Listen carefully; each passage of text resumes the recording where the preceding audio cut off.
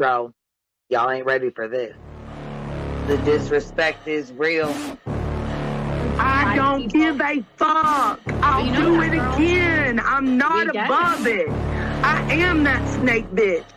No, it's okay. You guys are all welcome to trash Queen in the chat. We'll hold a whole panel on Queen. I am honest to a point, but a lot of the things I talk about aren't true. Wait, somebody not telling the truth on YouTube? Are you fucking serious? Oh my god. Oh my god. Got a monster inside of me. You better watch out if you're gonna be the road ahead of full prophecy to be the greatest beast the world has ever seen. I feed him every day like the bones clean. I feed him all the hate and he grows me. And he gets claws, you're a big pissed off quick. And if you cross him, you might drop dead. Metaphorically, of course, settling the sword. Never getting bored, loves the blood and gore. Always wanting more freedom from the source. They don't really understand until they feel the fourth departed. If you start shit, you'll be heartless in the darkness. Torn apart quick, you left scars ripped. You'll be chewed up and discarded. Me and my friends, we're gonna find you and we're gonna rip you apart like a witch hammer. Snakes don't get a fucking safe space. If she wants to keep it going, then we'll keep going. If she wants to stop the bullshit, then we'll stop the bullshit. But I'm not gonna fucking sit here and let anybody lie on my motherfucking name. Bring your app. The fucking link is in the chat. That should be.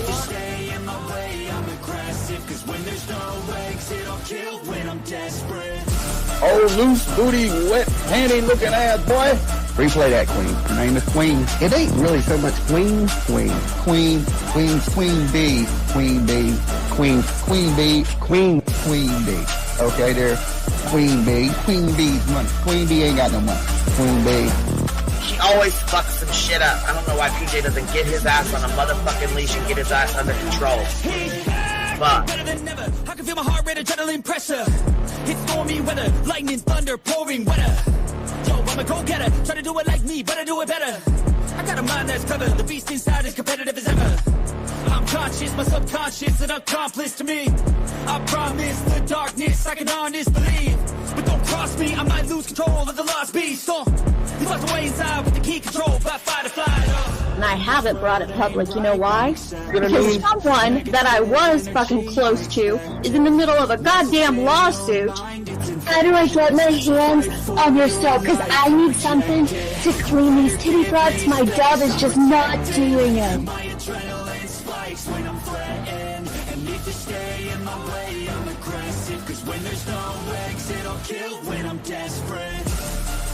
Bring your asses. As simple as that. Come on. I mean, bring it. Bring your asses. Hey, don't get Queen B and her 550, 600 servants. Bring their asses out. You might have started it, but I'm gonna finish it. Absolutely. Or go to somebody else's panel. Let me just say Queen B's panel. I'm telling you, we all need to go up on Queen B's panel because that seems where everybody's going. I guess Queen B is like the god of YouTube. Queen B Escobar, bro. She's in China just making drugs.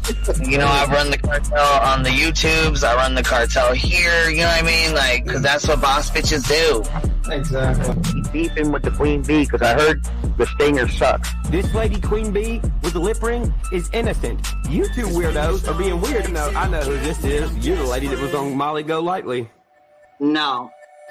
You have no doubt QB can hold her own with any female on YouTube. Let me tell you something we all learned a long time ago. I would fuck her up and drag her from here to China. Let's meet one-on-one. Writing checks their mouth can't cash. Bitch, I didn't write a check my mouth can't cash. I cash all them motherfucking checks. And I cannot for the life of me understand why people put her on a pedestal. And these allegedly smart people put her on this pedestal like she's something important. We got to tell you about yourself. It's your fucking old lying ass over there. Is her fucking name obnoxiously relevant? Because she I know, she changed it. She meant to say obnoxious and irrelevant. That's what she meant to say.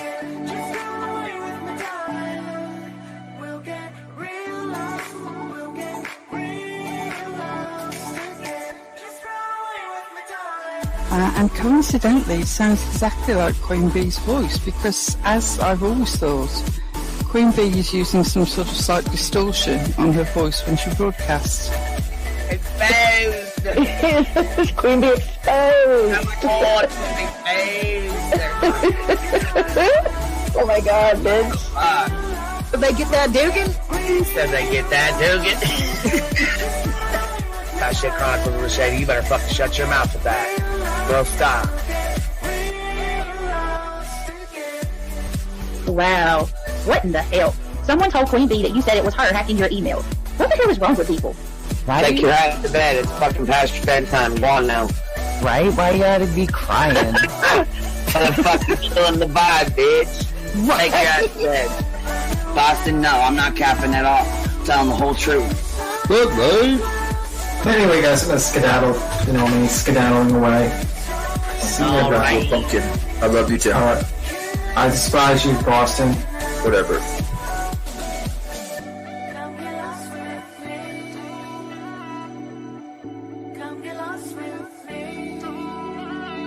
Good morning, beautiful. Happy day. Happy day, baby. We got trigger the day. I trigger these motherfuckers every day.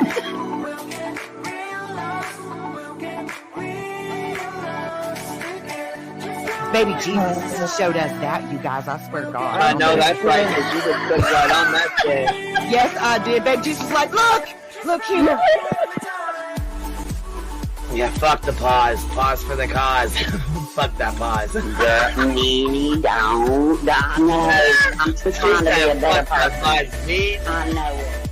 Let's see here. God damn it, Duke. You hear him? Yes, the dog is orange. Damn it, Duke. Girl, this tea is piping. It's living. These motherfuckers hot. That just burnt the roof of my mouth. Where's Candy too? Where's she at? You heard that like I heard that one. Fire in the hole. Smoke him if you got him. You're like the type of person that would probably be in the back of the class. Fuck you, me too. Ellie's a thug. Right. You don't We're all thugs around here. Shambles. Thank you for supporting the hot biddies.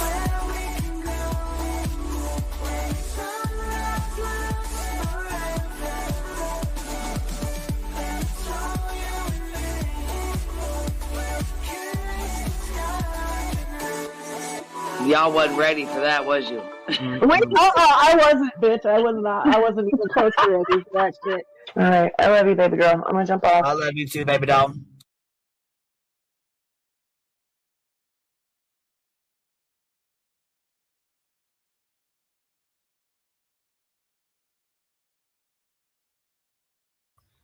Yo, what's happening? What's happening?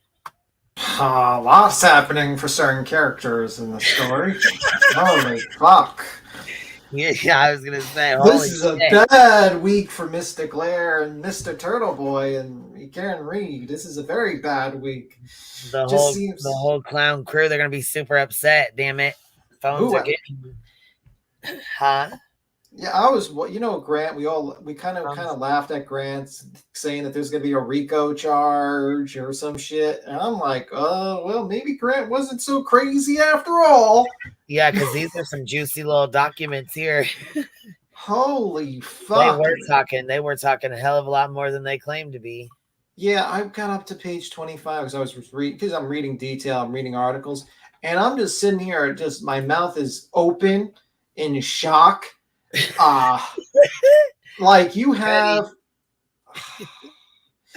like a coordination between between like Aiden Kearney, aka Turtle Boy, the law firm representing Karen Reed and Karen Reed, in a coordination that seemed to me, by reading these documents, and that's being alleged, that there is some sort of attempt to not only poison the jury pool, but also intimidate fucking witnesses. Like, this is crazy. I mean, like, I can't believe it. I mean, this is really bad. This is really, really bad. And people might be sitting there and says, oh, they just seized the phones. They haven't gone through the phones. Yeah, probably because they have to make sure they pick the proper things to take out. They can't just open the phone. There could be attorney-client privilege in that phone between her attorney and stuff. So there might be issues with that. So we get some Jeopardy music? Oh, fuck. That would be for the Glare. He's going to have to play some Jeopardy music to fucking attempt to save this motherfucking situation. But yeah, this is just crazy. What did you think a Yeah. little bit about it? Like, I know you didn't read too much about it. You I probably didn't get just to like read very much. I was gonna say I just kind of heard what everybody was saying. What I'm saying, some of the stuff that they were talking about. I'm like, oh my god. So this. yeah, here we go. Here's where it starts here, and it goes. You guys, there's like 30 pages of this shit. Yeah, I think you could probably jump, like, kind of skip the. You could just read the charges, maybe. Skip through some of this here. Yeah, because no, but I'm saying like you can probably just read the charges. But yeah, okay, all right, yeah. So this just gives the pedigree of the detective on scene, his career, basically. I mean, if you want to read that, you don't really need to read that. I mean, Well, this is who takes the phone, right? So here Yeah. we'll read it anyways. Yeah. Okay, Detective Lieutenant Brian Tolley, badge number 3520 AM, a Massachusetts State Police Officer, and have been a police officer since 2006. In July 2012, I was assigned to Norfolk State Police Detective Unit, where I have investigated and processed serious and violent crimes, including murder, suicide, sudden suspicious, and unattended deaths, along with drug investigations. 2019, I was promoted to the rank of sergeant and supervised homicide and violent crime investigations. In November 2021, I was promoted to the rank of detective lieutenant and appointed unit commander of the Norfolk State Police Detective Unit. I have participated in the execution of search warrants from various types of evidence, and various types of evidence have been seized. I am trained in criminal investigation, including specifically homicides, death investigations, and crime scene investigations. I have received specialized training and experience in the collection of physical evidence, crime scene processing, and the investigations of such cases. I have received specialized training to obtain and analyze cellular phone, telephone data, and call detail records in support of criminal investigations. I have testified as an expert witness regarding cell phone technology, cell phone forensics, and their use in the criminal investigations. In one such case, Commonwealth v. Wilkerson, the Massachusetts Supreme Judicial Court stated I testified to my extensive training in applying CSLI records to criminal investigations. I have been an instructor for the Municipal Police Training Council on the topics of homicide investigations and criminal law. I have organized and hosted homicide conferences in Massachusetts and around the country. I have a Master of Arts degree in criminology in the University of Massachusetts Lowell and the Bachelor of Arts degree in criminal justice political science from Stone Show College. In addition to my assistant in the Division of Investigative Services, I have been assigned to the Division of Field Services working in Troop C, Central Massachusetts, and Troop H, Metro Boston. Based upon further information contained in the numbered photographs below, which are the product of my own investigation and discussion with Massachusetts state troopers involved in the investigation, I submit that I have probable cause to believe that evidence of the violation of Massachusetts General Laws, Chapter 268, Section 13B, witness interference, and a violation of Massachusetts General Laws, Chapter 274, Section 7, conspiracy, and will be found cell phones and or mobile digital devices used by Karen Reed. This application for search warrant is to seize the devices only as described below. And the devices are 2 Apple iPhones, one purple with green case, one white with clear case. I don't know why she needs 2 Apple phones, but I guess we'll find. Probably for some an old phone and a new one or something, you know? Sure. You know, we don't know, you know what I mean? Yeah. Don't do a glare. We don't know. Probable cause. I don't know for. I just meant like it could be an old phone and a new one. I mean, that's why they took both of them. Yeah. So the next part is intimidation of a witness in violation of MGL Chapter 268, Section 13. Is that what we're up to? Yep. Okay. So on the morning of January 29, 2022, John O'Keefe was found unresponsible on the front lawn of 34 Fairview Road, Canton, Massachusetts. He was transported to Good Samaritan Hospital, where he was pronounced deceased. The Office of Chief Medical Examiner determined the cause of death to be blunt force to the head and hypothermia. Evidence was presented to the New Fork grand jury that indicated the night of January 28, 2022, Reed and O'Keefe were at 2 Canton restaurants, CF, McCarthy, and the Waterfall, where they were met friends. After the Waterfall closed at shortly after midnight, Reed and O'Keefe were invited to 34 Fairview Road, Canton. Witnesses stated Reed and O'Keefe did not enter 34 Fairview Road. The New Fork grand jury indicted Karen Reed on a second-degree murder, motor vehicle manslaughter, while OUI, and leaving the scene of a motor vehicle crash causing death. The indictment alleges Reed struck O'Keefe with her motor vehicle and left the scene. The case is currently pending in New Fork Superior Court. And says a number. So that gives you the background of the case, just basically. And then it says the lead investigator for the above investigation is Trooper Michael Proctor of the Massachusetts State Police, assigned to the New Fork State Police Detective Unit. TPR Proctor testified before the grand jury and continues to conduct investigative work on the case. Michael Proctor is married to Elizabeth Proctor. Elizabeth is not a witness to the investigation, but a family member, as mentioned in MGL 26813B. 5. During the investigation in O'Keefe's death, witnesses were identified, interviewed, and testified before the grand jury.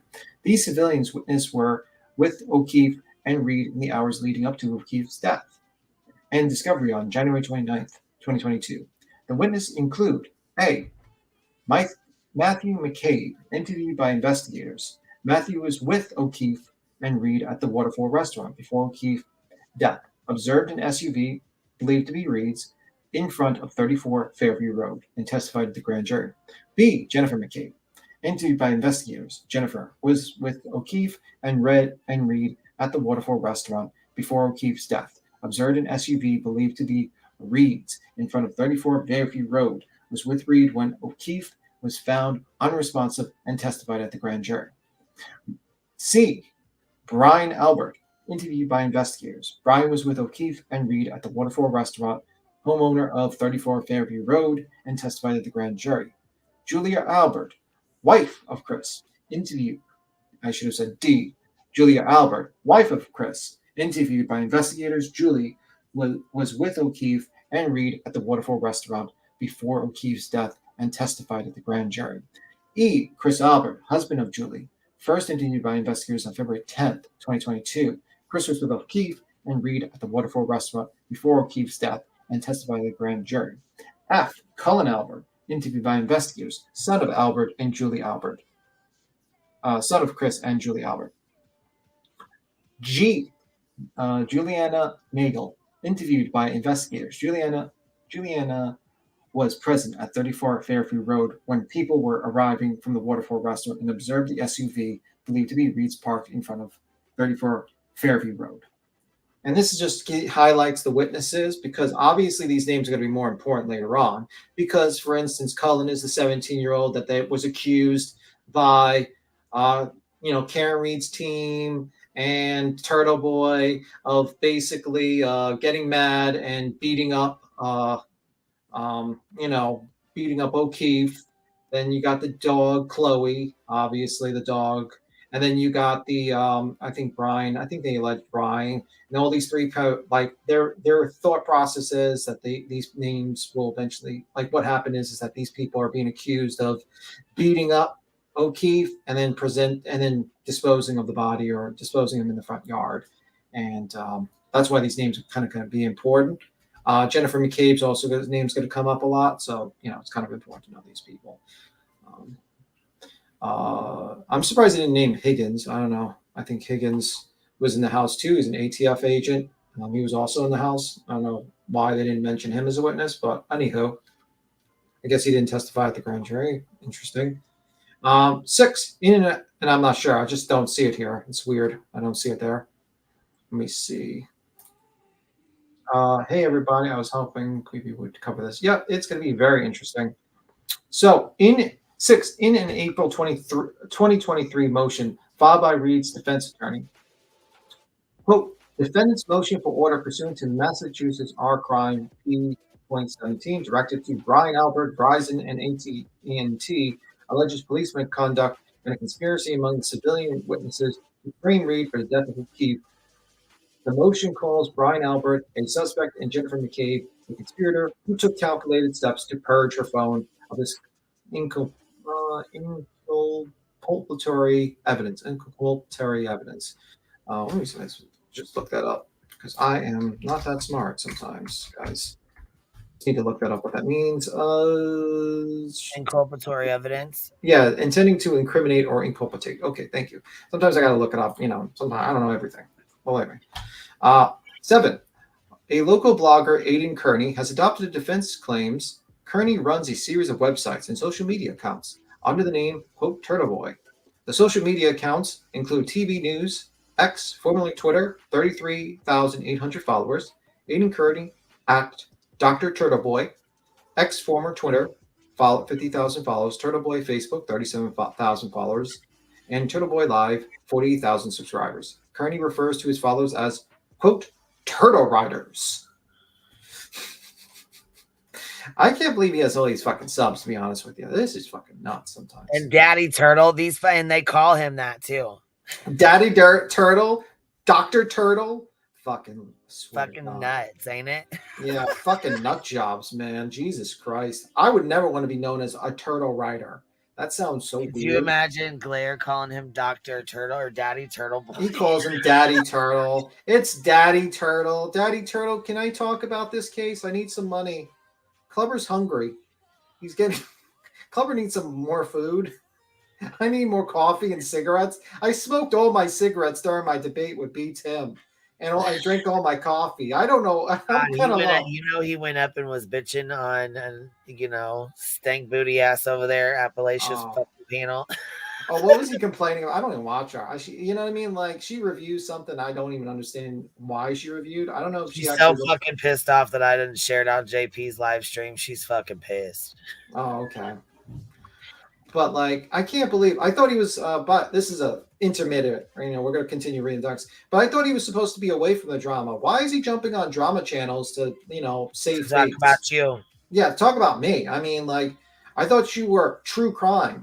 I thought you didn't want to be involved with the drama channels. But here you are jumping on a drama channel, and then you begged a panel guest, a drama channel, to come onto your channel, and you didn't even know about the case. Then you get up there, then he derailed it and talked about you the whole time. Hold on, Susan said, what's the Glare's excuse now? Reasonable doubt, no doubt. Thank you for doing this, Susan, with the $5 super chat. Thank you, love. I appreciate you supporting the Hive, baby. Thank you.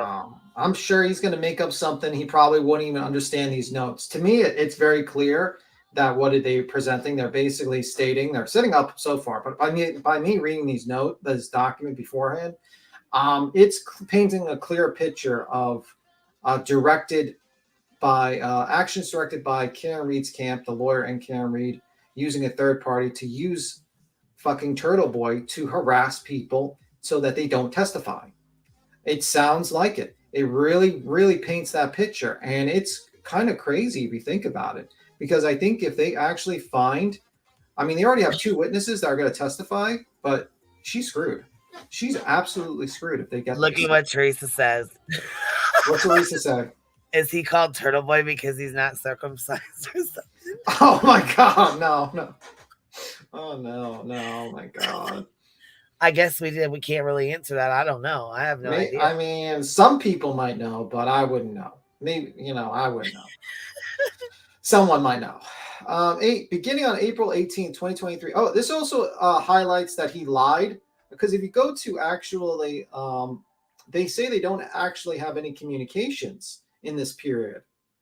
They state like they basically both camps basically state they haven't really been in contact with each other at all in the beginning. So it's very interesting that suddenly that story changes based upon this. Like for instance, if you go to Boston, that magazine. Tearing a Town Apart or something. It says both Kearney and Reed's defense teams say they have never been in contact with one another. Kearney, the controversial figure behind, that was in the article. They basically claim, but it seems like on these documents that they were actually in communication since like the beginning of this thought out defense, basically. April 18, like in April. So it seems very weird to me, very weird. Okay, so let's get back to it. Beginning on April 18, 2023, Kearney began posting articles on his website, social media, and accounts where he adopted the defense allegation as a true and makes a personal attacks on civilian witnesses, members of their family, their friends. Kearney authors and publishes a blog on the website tvdailynews.com The website has a series of articles entitled Canton Cover-Up. As December 21st, at least 256 articles have been posted to the website under the category regarding Karen Read. 9. Kearney posts weekly videos to YouTube where he has discussed Karen Read and made statements regarding witnesses. Below are a small selection of verbal statements made by Kearney in these videos that have been published to followers and are publicly available for viewing without being a subscriber or follower and have been achieved by investigators. And then it says episode 594. Jesus fucking Christ, bro. Like, how many episodes? Jesus Christ. Turtle Boy returns to Canton. Video posted shortly after Kearney's visit to home of a witness. This is not my last trip to Canton, end quote. I will be back. 57 minutes long. Quote, I'll be back. Get used to this. These people think that I'm fucking around. You haven't seen the last of me. End quote. Get used to it. Get used to it. 1 minute and 19 mark. So, I mean, you got this witness intimidation. Do you think that's witness intimidation if you're just doing that to a witness to a murder trial? I think it is. Episode 598. Break-in. Karen Read's defense files motion to recuse. Quote, this guy, Chris Albert, has his head on the swivel looking for turtle riders. I got bad news for you, Chris. I got really bad news for you. They are literally everywhere. You guys should just stop going out in public. It's only going to get worse from here. I know where y'all were today. You were in Agawam, weren't you? You guys were at some sort of little league thing in Agawam. I think it's Agawam. Mispronouncing. Alberts, McCabe's, all you people were there. Just know that there will be no life as normal is over. Life as normal, you had normal for a while there. From January 29th to about April 2023, you guys literally got away with murder. 8-minute mark. While discussing the video of Chris Albert being confronted outside of Canton Restaurant, we, Kearney and his audience, are getting to them. Chris Albert and the other witnesses, when you act this way, that's like green light for me. Time to hit the gas. Next thing says, I got pictures of you. I can't leave the fucking country. Turtle Riders. Okay, I got that wrong. You can't leave the fucking country, Turtle Riders. We're going to find you. They're going to find you. You can't hide anymore. Your private life is officially over. You leave your house, you're gonna have your pictures taken. So you need to get used to the new normal. Your new normal. Turtle Riders are gonna take pictures of you and they're gonna send it to me. You're famous. We need to accelerate this. Women who recorded video of Chris Albert confrontation are doing a fantastic job with this. Sounds pretty bad to me. What do you think so far? We're not even on page 4. I mean, Jesus Christ, man. You're not even on page fucking 4. Shit. Like, we're on page 4. It's been a long ass day today. I was supposed to go live on the Hive, but I made that for tomorrow, and did this one tonight with you because I'm tired already. So we're gonna go through as much as we can of this, and then when you know what I mean, we'll jump Skedaddle. So, yeah. We'll see what we can get. 10. Since April 2023, Kearney traveled to Canton on several occasions. On one occasion, Kearney went to a D&E Pizza, 618, it says the address of the pizzeria, which is owned by Chris Albert. Chris Albert and his wife, Juliana Albert, were with John O'Keefe and Karen Read prior to the homicide.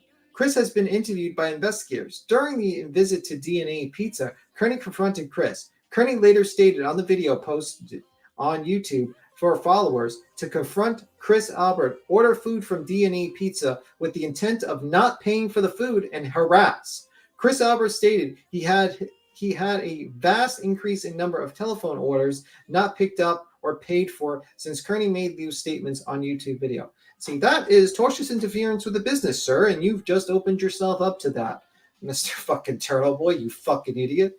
I'm going to be cursing a lot lately because I think this guy's a scumbag.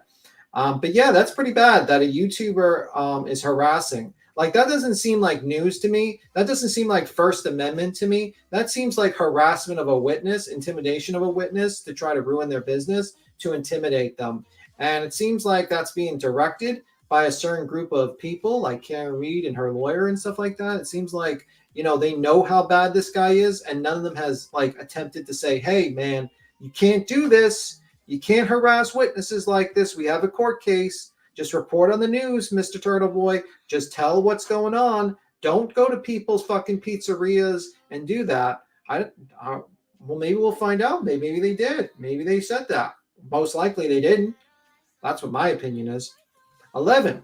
In July 2023, Kearney posted a blog on a website regarding Chris Albert. The blog contains a video where Chris was confronted by a follower of Kearney outside Canyon Restaurant. Also referenced in the above video, episode 598. Break-in. Karen Reed, defense files motion to recuse. In the blog post, Kearney writes, let's keep this up. I was so proud to see the Turtle Riders, unafraid, confronting evil like this in the flesh. The fact that he's still going places like the Waterfall, Ken's restaurant, is because he feels comfortable doing so. But murderers, those who cover for them, do not deserve to live a comfortable life while Karen Reed suffers and fights for justice for John O'Keefe. 12.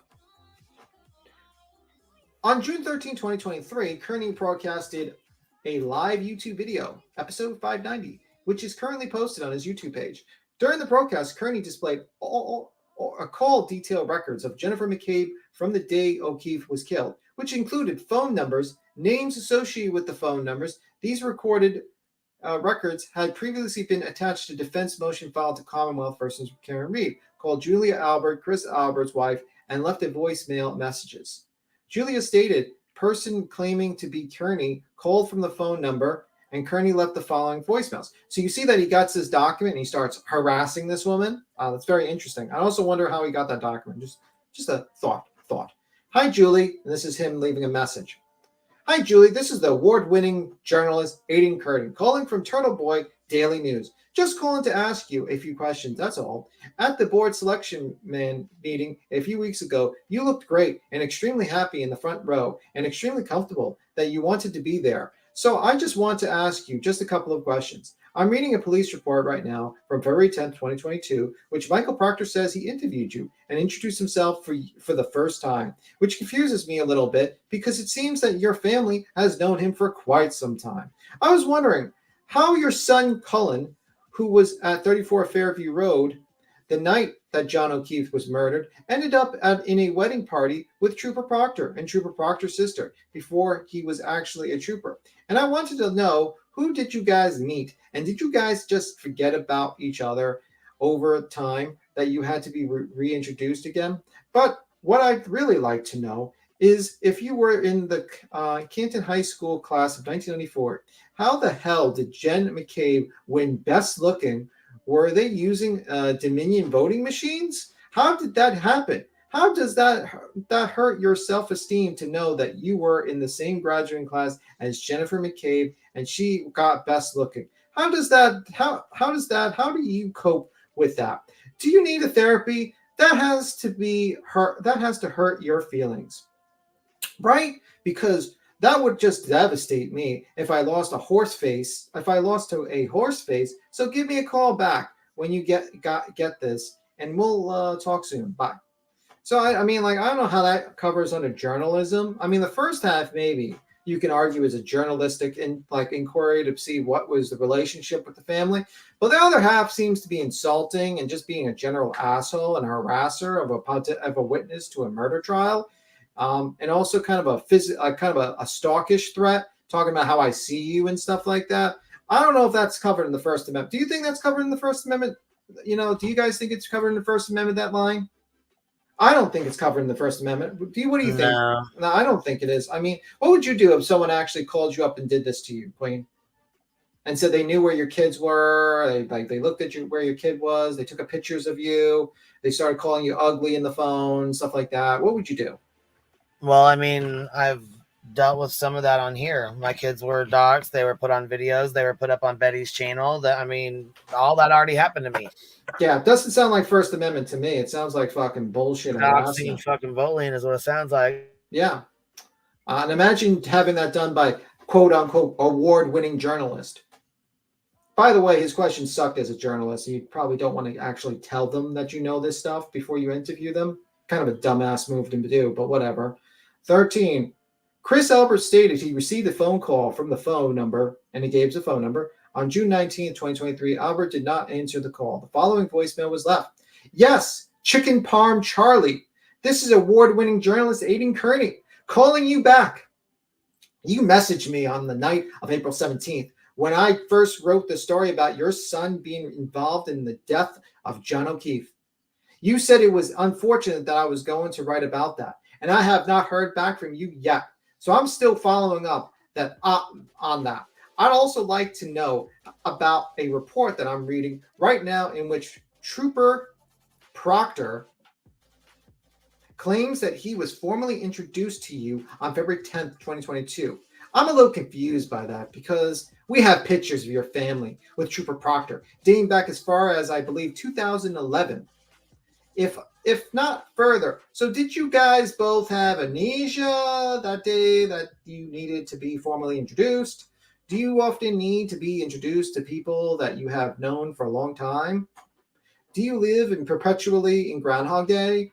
I know this was right around Groundhog Day when this happened, so maybe it just kept replaying, and you got to do it all over again the next day. I don't know. I like to learn more about this. So if you get back to me, that'll be great. And also, I'll take 2 blackened chicken parms, extra mozzarella, and we'll see you soon. All right? The fuck is a blackened chicken parmesan? Never heard of that. Okay, maybe I just when I eat meat, I just order a fucking chicken parm. I don't know what this blackened chicken parm means. 14. On July 26, 2023, Sergeant Yuri Buchanek, always fuck up that name. Massachusetts State Police from New Fork, SPDU, interviewed Cullen Albert regarding the harassment he was received. Remember, Cullen at the time of the event was 17. So just keep that in mind. This is like actual kid. Albert regarding the harassment he received from Kearney and his followers. Cullen Albert is the son of Chris and Juliet Albert and was 17 of the age on the day of O'Keefe was killed. On April 17, 2023, Kearney posted on Twitter a statement alleging Cullen Albert is responsible for the murder of John O'Keefe, specifically stating Cullen and O'Keefe were in a fistfight at 34 Fairview Road. Since that post, Kearney authored several additional posts about Kearney. His alleged propensity for violence and personal information, including where Cullen will be attending college. Since that time, Cullen has been the target of harassment, intimidation on social media. Employees of his college, Bridgewater State University, have received emails from people who copied Kearney's false allegations. So you got this kid going to college, being harassed by these fucking nut jobs because they don't have a brain and don't have the means to actually do true crime, where they figure out the kid probably left, or I think he left at 12:10. I think 10 minutes before John actually got there. And at the beginning, you're going to find out later on that Kearney in the beginning didn't even believe this fucking story from Karen Reed, actually. Let's going to talk about that, but that's a little bit later. 15, on July 8th, 2023, Kearney broadcast a live YouTube video, episode 596. During the broadcast, Kearney stated he has Cullen Albert's cell phone number. He stated he is going to call it and hopes the fucker answers. In the video, Kearney places the call via a cell phone while utilizing the speaker. The phone call goes to voicemail. The greeting of the voicemail states the phone number of the person Kearney is calling, Cullen Albert, which is broadcasted on YouTube video. Kearney leaves the following voicemail. Cullen stated the phone call came from a number and gives the number. So he gives the number on the phone call in a live YouTube video while he's doing. Yo, Cullen, it's Turtle Boy from them Advantage Boys. What the fuck is the Vantage Boy? This is me talking. I don't know what the Vantage Boys are. Bang, bang. Okay, so I'll start again. Yo, Cullen, it's Turtle Boy from them Advantage Boys. Bang, bang, bang, bang. Yo, we'll fuck any of you dogs up. Yo, you challenged my boys, them Advantage Boys? to a fight, dog. We about that life, son. We about that like, and we from Sharon, son. Damn, B Thug just came out. I'm trying to make this entertaining. I'm trying to read this like how B Thug Sizzle, what part you at? I'm up to the yo part, like on 15 on page 6. We're up to yo. Colin. Yo, Canton bitches ain't hot. Yo, us sharing bitches are advantage, boys. Nobody be fucking with us and shit, dog. Yo, call me back. No, but seriously, it's Aiden Kearney from Turtle Boy. I just want to know, were you the one who killed John O'Keefe, or was that your Uncle Brian? Who hit him first? Who hit with the back of the head with the thing? Queen's still cracking up on me doing the fucking. I fucking can't, dude. This is hilarious as fuck. Read this shit. I gotta make it a little. It's dry a little because we're getting to facts. B Tim just turned into a fucking thug on our ass. I'm sure you're not gonna get that kind of fucking entertainment from the Glare or any of them. We tried. Maybe the Glare will try to read that and do like the thug voice, maybe make it a little more entertaining. I'm just saying. Who hit with the back of the head with the thing? Are you worried that you're going to go to jail for the rest of your life and that you won't be able to play football in Bridgewater State next year? I'd love to have a conversation with you. Your dad kicked me out of your pizza shack, and I didn't get to eat his mediocre chicken palm. So I just wanted to know if you could talk to me about that. And maybe you and I could go for a ride. We could find them advantage boys. Bang, bang. I don't know. So give me a call. Not bang, bang. Not bang, bang. Me a call when you get this back. God damn it. This. Bye. Well, who is advantage boy? Tyler Durden, I miss you, little bitch. I fucking miss you. You need to start coming back around. These motherfuckers ain't ready for you. Mm-hmm. Hello, no B Tim. The Glare is going oh shit. I like it. Always need B Tim. You ain't ready for Tyler. She'll fuck your world up, Jack. Oh shit. We love her. Okay, go ahead. I'll stop laughing. 16. Cullen stated to Sergeant Buchanek. I wish the name was pretty tough to say. That the intimidation he has received from Kearney has made him sad, scared, and paranoid. He fears physical harm from strangers. Cullen attended Bridgewater State University, where he was a member of the football team. Cullen was enrolled to return in the fall of 2023 due to the past harassment and the threat of future harassment. Cullen chose to withdraw from the University of Football team. So he withdrew from the football team. He's fearful of his safety. He's being harassed. He's paranoid. He's depressed, and he's scared. What does fucking this piece of shit do? We'll find out. On September 24th, 2023, Kearney broadcast a live YouTube video at the 2-hour and 31-minute mark. Kearney is talking about an interaction he had with Julian Daniels, Cullen's aunt. While describing their interaction, Kearney stated, "I'm trying to put her like godson backslash nephew in jail and, kind of like destroy their life."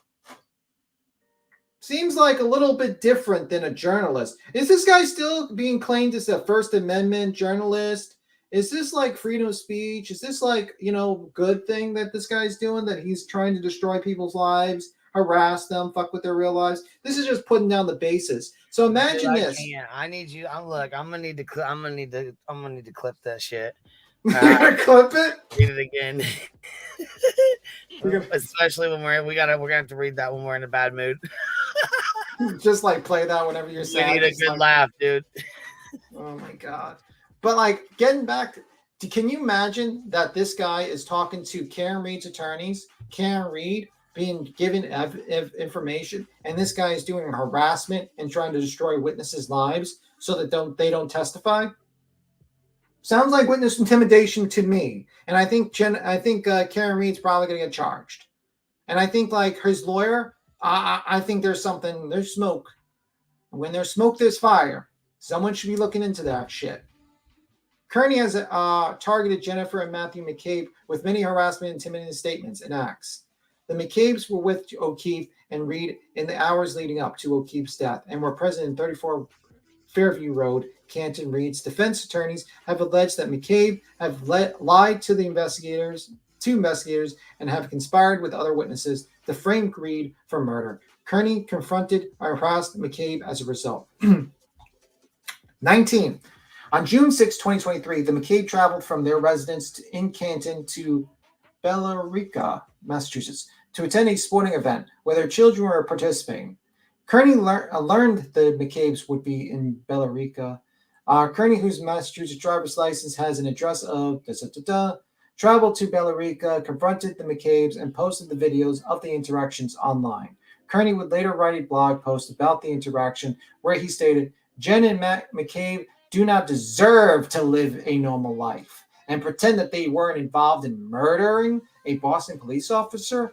While the McCabes were seated in a stands, Kearney approached Jennifer McCabe and asked her repeatedly questions about the alleged conspiracy. On a subsequent YouTube video, Kearney bragged about the confrontation. Quote, I went to her kid's lacrosse game and I made a scene there. And I got kicked out because I kept calling her a cop killer. Elite my criminate. Where is it? Riz? Shit, the thugs started coming out. Rizplex elite my criminate corruption turtle boy. I don't know what the fuck this guy. Like, what is this guy? Like, this guy's like the whitest guy you know, trying to pretend to be like thug or something. That's weird. This fucking turtle boy is weird, man. I can't with this guy. Imagine, like, I can never imagine having a conversation with this weirdo in real life. Like, he is a weirdo. 20. On June 26, 2023, Kearney traveled to the home of Matthew and Jennifer McCabe at the house. Kearney video recorded his arrival at the residence, later discussed the trip to the residence in YouTube video. Episode 594, Turtle Boy returns to Canton. In the YouTube video, Kearney stated that when he arrived, he noticed the front door to the residence was open and stated, quote, well, the open door will make this easier. She can't close on me. Kearney played the video he recorded and at the residence on the YouTube video. Kearney rang the doorbell video, recorded the interior of the residence through the glass storm door. A person is seen inside the home on Kearney's video, which Kearney stated is Jennifer McCabe. Kearney was videotaping into the home for approximately 1 minute. Does that seem like a news reporter? I don't know if Fox News does that. Do you think like the news does that to like private citizens of murder who are witnesses to murders? The possible like a murder? Doesn't sound like that to me, you know? Yeah, that's... Sounds like bullshit. Sounds like some asshole YouTuber being directed by certain parties to harass people. So maybe a certain lady can get off from, justice, get away from justice. It sounds like bullshit. Sounds like bullshit to me. Fucking around.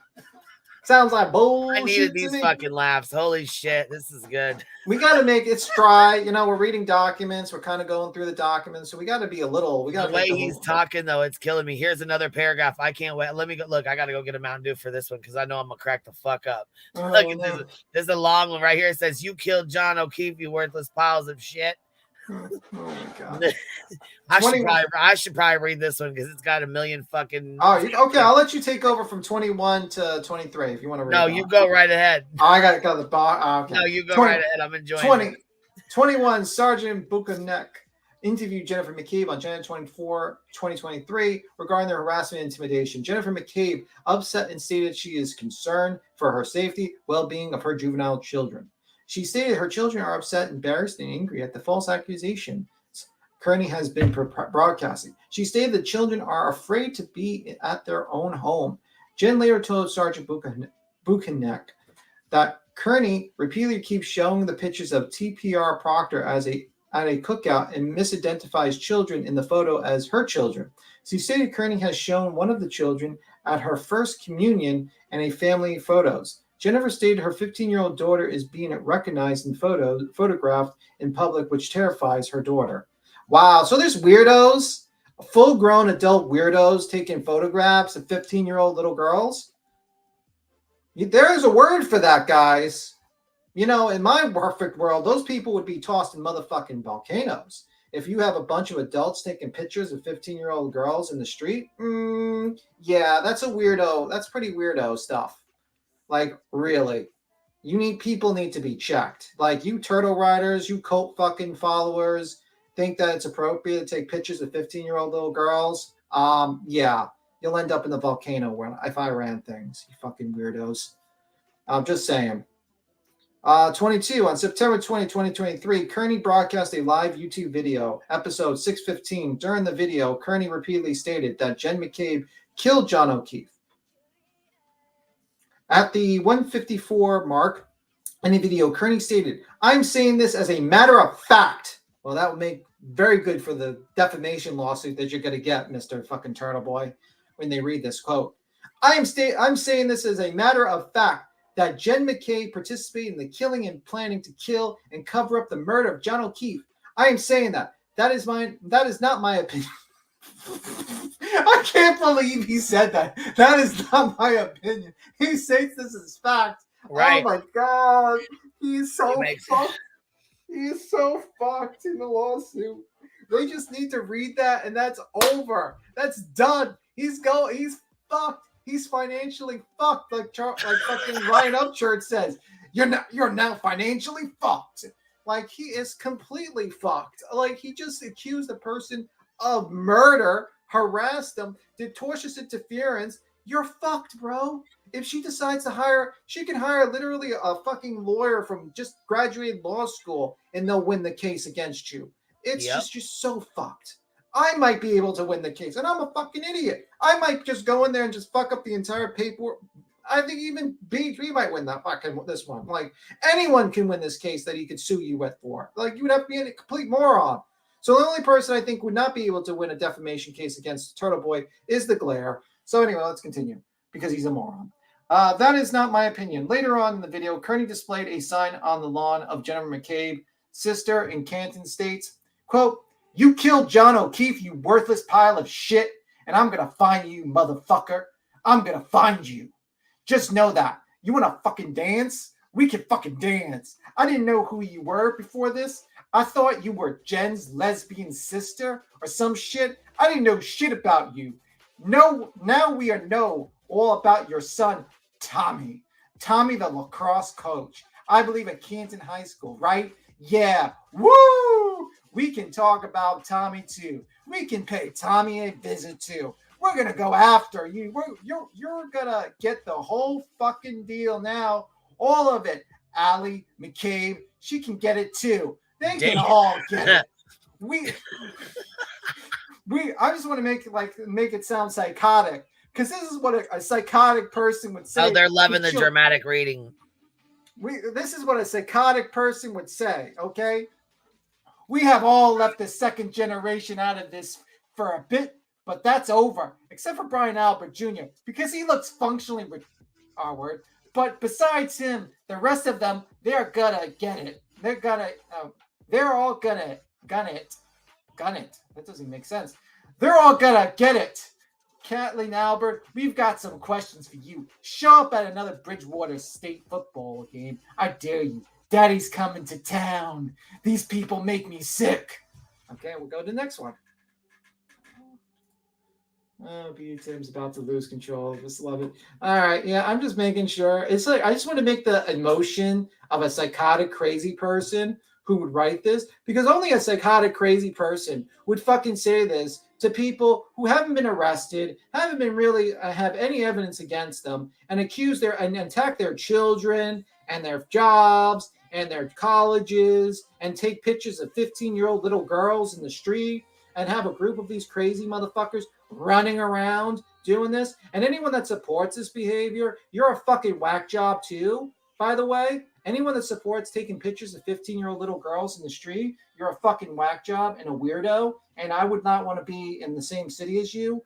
I would think you should be in a fucking volcano. What do you think, Quinn? What do you think of someone taking pictures of 15-year-old girls in the streets? Random. Come on now. Yeah, exactly. We know what fucking time it is. We know what fucking time it is. 23 on June 13, 2023. Broadcasting live YouTube video, episode 590, which is currently posted on his YouTube page. During the broadcast, Kearney displayed phone records of Jennifer McCabe from the day O'Keefe was killed. The records displayed names next to the phone numbers, which appears to be user of the other phone number.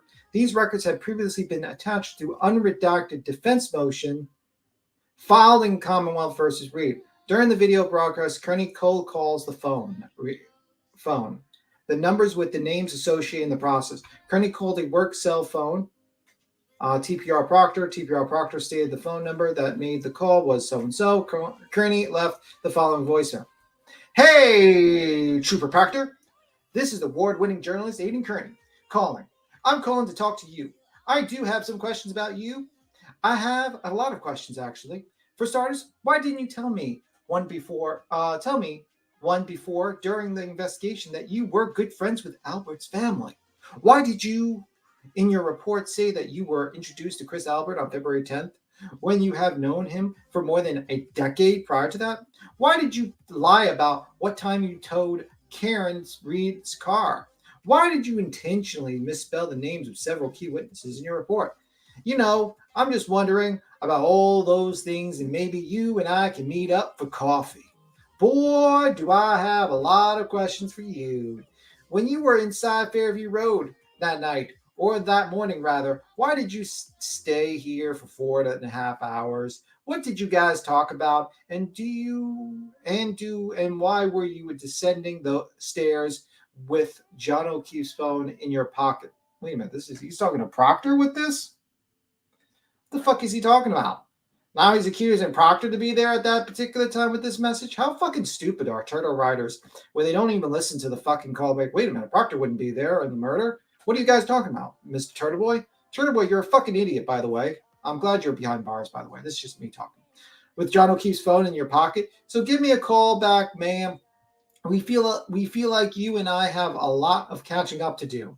I talk about you a lot. I feel like I know you pretty well at this point. I know which year you graduated from the academy. I know where you were out in the Westbrook field for a while. I know some people that you know. So give me a call back when you get this. Now that I have your number and everybody's watching also has your phone number, which is again, and he gives the phone number on the live stream, by the way, of a police officer. Very smart. It doesn't sound like a journalist to me so far. So I'd like to know, she called you again and you called her at 12:49. We're going to get that. So now that I have your number, I'm going to plug you in and we'll talk soon. Bye. Okay, 24. As a result of the cell phone number being broadcasted, TPR Proctor began to receive random harassing text messages and voicemail. In the 12 hours following Kearney's call, TPR Proctor received approximately a dozen text messages, phone calls, voicemails. The content of the calls and messages pertaining to TPO Proctor alleged involvement in the conspiracy and called for his termination. TPO Proctor had changed his work cell phone number to avoid constant unwanted calls and messages. 25. Michael Proctor is married to Elizabeth Proctor. Beginning in April 2023, Kearney wrote a blog post about Elizabeth Proctor. On May 9, 2023, Kearney authored a post about Elizabeth. A video is attached to the post. The video depicts cell phone screen of an Apple iPhone. The user of the cell phone dials the cell phone number of Elizabeth, which is displayed on the screen. Kearney further writes, quote, I can think of two people who deserve to lose their jobs over this alleged conspiracy against, this says, quote, alleged conspiracy. Read, Michael Proctor and Elizabeth Proctor. Those two lowlives think they are untouchable. They're nothing but bullies who terrorize people for years, but now they're their match. In 26. In the post, Kearney states Elizabeth works as a human resource manager in Instron and posts the main phone number of the company. The post then states, quote, but you're probably not going to reach anyone that way, so feel free to leave reviews on their wide open Facebook page or their Twitter account. Well, you're going to be sued by that company for tortious interference with their business. Very smart move, fucking idiot. 27. On May 10th, how many times? I mean, we're only up to page 10, and how many fucking defamation lawsuits this motherfucker has opened himself up to? How many tortious interference with businesses this motherfucker has opened up himself to? Also, you can get an extra 10,000 people to watch him on YouTube. What a fucking loser. What a garbage human being loser. I'm just saying this is an opinion. That's my opinion. I think this guy has found a new location in jail. I think he probably should stay there because he's a garbage human being. May 10th, 2023. Kearney broadcast a live YouTube video, episode 580, which currently is posted on his YouTube page. During the broadcast, Kearney talks about Elizabeth. He stated he was going to call her. He repeated her cell phone number on the broadcast as he was entering the number into the cell phone, using the speakerphone option on the cell phone. Kearney broadcast the phone call. The phone call went to voicemail. Elizabeth stated the phone call from the number, and Kearney left the following message. So he said her number. He purposely put this woman who's the wife of a police officer, Proctor, had nothing to do with the alleged murder that the people in the house did. And it has nothing to do with anything, but she's the wife. So he decides to harass her. That's really nice. Is that journalism? Who's the fucking idiot who's going to jump on this fucking YouTube streets and say this is appropriate behavior of this piece of shit to do this? I'd like to know. I would love to have a discussion about this, how this doesn't just cross the line of freedom of press and First Amendment, all that shit. I'd love to hear that. Wow, I'm just saying. What do you think, Queen? You think anyone's going to actually take that debate one day? And then when we read through this and actually defend this fucking piece of shit behavior as a news reporter? Yeah, probably not. Probably not, Queen. 27. On May 10th, 2023, Kearney broadcast a live YouTube video, which currently is posted on YouTube page. During the broadcast, Kearney talks about Elizabeth, and he stated he was going to call her. He repeated her cell phone number and the broadcast. Okay. And I read that already because I'm dumb. This is the message he left. Hey, Elizabeth, this is Aiden Kearney, calling you back from Turtle Boy. We briefly spoke yesterday on the phone. I introduced myself to you, and then you hung up on me. Or maybe it was bad connection, but I just wanted to see how your day at work went today. If it went well, I noticed your employer took down their social media pages within minutes of the blog I published about your recent behavior, and I just wanted to see what.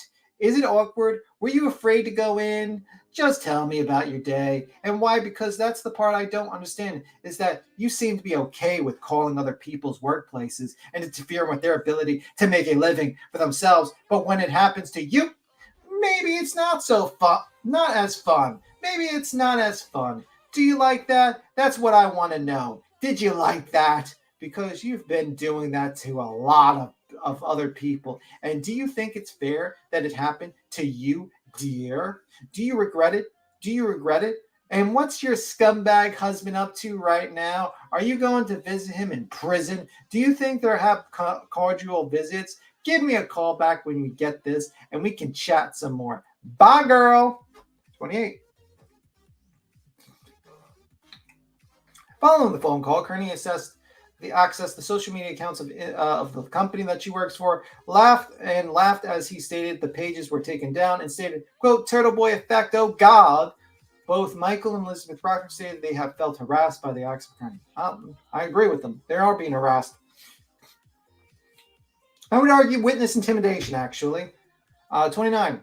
On the previous mentioned September 2023 YouTube video 615, Kearney displayed a photograph he obtained depicting Brian Nicole Albert at Bridgewater State University football game. He described the photograph at the, quote, most satisfying photos I've seen, end quote.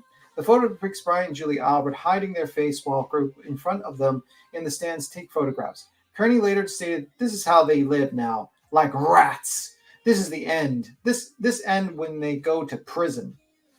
On September 13, 2023, Kearney posted a blog entitled, Can Cover Up Part 142. Free Karen Reed billboard goes up on Route 1 outside Gillette Stadium in Foxborough. Look, you're doing such a good job over here being B-Thug Thizzle. Patty gifted 5 memberships. Oh, I'm sorry. I didn't pay attention. I appreciate it. Patty, thank you for supporting the Hive. And if you guys got one, please make sure you tell her thank you. No problem. Susan said, TV has said we're not stopping until we've tainted the jury pool, the whole jury pool. Wow, jeez. I mean, and then if they actually get connections, actual text messages, like they pull them out of the phone from Karen Reed, she's going to get more charges. She's going to get witness intimidation. And you know what I think also? I think her bail's going to get revoked as well. I think if she gets charged with that, and she gets in front of a judge, they might say this woman is doing witness intimidation, and she might end up in a nice county jail right next to fucking Turtle Boy. Maybe they both can be pen pals. I don't know. They both can get a cell right next to each other. It was his dream. Didn't he want to be in a cell with her and right next to her? Maybe this is fulfilling a prophecy that they both can have a cell next to each other. What do you think, Queen? I think she'd probably shit if that happened. I think we're fulfilled. I think that dream should be fulfilled. I think they both should have a nice jail cell next to each other that they can sit there, you know. Then he can do his interviews with her a lot easier. Two more follow on this web. The topic of the blog's post was about billboard that reads "Free Karen Reed" with pictures of Karen Reed. Kearney praised the organizers from the billboard. In the post, Kearney wrote, quote, "Thank you everyone who donated as well, although millions of people know about the injustice that is happening in Newport County. I would bet that over half the population of Newport County has never heard of Karen Reed before. That will change because of this three-pronged billboard blitz. It's really important for people in Newport County to know about this story because that is where the jury pool would be chosen from." See, I was like going to say, okay, this is not too bad. This is not going to sound too bad. You know, this is just getting awareness for Karen Reed's case. Okay, I can get behind it. And then he fucks it up at the end. He says, "The content, because this was where the jury pool would be chosen from." And this is while he's in communications with Karen Reed and her attorney, Alan Jackson, you know. Imagine that. That's fucking nuts. Imagine that. Imagine that. Imagine that. Rolling Road Rally. Quote, 31. Kearney organized and published a Rolling Road Rally where he protesters would travel to the homes of witnesses involved in Commonwealth versus Reed on Saturday, July 22nd, 2023 at approximately 1200 hours. Kearney departed Shaw's United States address, accompanied by a number of motor vehicles. Kearney began a YouTube Live video. YouTube Live allows users to... Okay, we know that shit. All right, we don't need to read that. I'm just trying to skip that part. Oh, okay. Kearney is operating a motor vehicle and stated at least 100 to 200 people are in the caravan of vehicles. He further stated he did not broadcast the location of the protesters prior to the departure of the rolling rally. He stated the address of the first location, says the address, which is the residence of Brian Albert, and Brian Albert was with John O'Keefe in the hours before he was killed, and and O'Keefe was found unresponsive in the front lawn of Brian Albert's previous residence at 34 Fairview Road. So he doxes this guy. I don't think 100 people just magically show up. I think he probably told them all. We'll probably find that out. 32. During the video, Kearney stated the purpose of the rally is to protest murder cover-up and framing of an innocent woman. He stated some witnesses will be jailed within a year and brags about being able to locate the witnesses wherever they travel. During the duration of the rally, he thanked other members of the rally for attending. 33. Residents of 909 Washington Street know where the primary residence of Brian, Nicole, and his wife and their 3 children. The Alberts were aware of the rally and had vacated their home and avoided harassment. Approximately 12-18 hours, Kearney arrived at Brian Albert's residence. The residence is an apartment-style building, and Kearney gathered the protesters adjacent to the building. When he arrived at the residence, he used a megaphone, which is allowed to amplify the voice. We know that. I guess they have to be precise. Kearney described Alberts as murderers who are hiding. They misspelled murderers. They just spelled murders. The education system is to blame for people like Turtle Boy having some sort of fucking award. I don't know. Kearney used the megaphone to make claims that Albert was involved in the murder of John O'Keefe. Kearney spent approximately 5 minutes outside the Albert's residence. At the conclusion of the speech, he informed the crowd the next location will be the home of Trooper Proctor. And in the days leading, on July 22nd, cameras were placed outside several locations where the protests were scheduled to occur. Below is still photo of the video so they have the video. And then you see the picture, right? Did you scroll down to the picture? Go to like 34, which is page 12. Shows a picture. Oh, well, we won't get that. Let me see. Oh, you got another 10 membership screen, by the way. Turtle Riders, I'm dead. He is a fuck. I just can't believe this shit. Thank you, by the way, Gone Girl. But we'll just continue on. I'll tell Queen to get back to that when she gets back. Maybe the parrots are attacking her. 35. Michael and Elizabeth Proctors live at so-and-so. 2 young children. Michael and Elizabeth Proctor were not working on Saturday. The Proctors purposely vacated their home and made plans in order to avoid the protest. When Kearney arrived at the address, continued to use the megaphone and stated TPR Proctor has, quote, framed Karen Reed and stated personal information that TPO Proctor's family. Kearney described TPO Proctor as, quote, the most pivotal in the cover-up. While in the front of TPO Proctor's residence, Kearney described how TPO Proctor alleged participated in the framing of Karen Reed for the purpose of covering for the police officer planted evidence and called him a disgrace. During the speech, Kearney continually pointed to the residence. While in front of the home, members of the protest walked on the lawn of Proctor's residence and spit on his driveway. What kind of fucking wackadoos start spitting on a random driveway? Man, you motherfuckers need to get your head examined. How the fuck is this? How does anyone support this behavior? Like, now you're going to go to a police officer's house and start spitting on the motherfucking driveway? And then you go like, we're not fucking crazy. We're just taking pictures of 15-year-old little girls and spitting on random people's driveways and harassing businesses and all that stuff. I mean, this is not a weird-ass cult that we're in. Man, if I was part of a group of a true crime channel and they told me to take pictures of 15-year-old little girls and spit on driveways, bro, I would be gone. I'd be disappearing. I'd rather join fucking Scientology at that point. I'm just saying.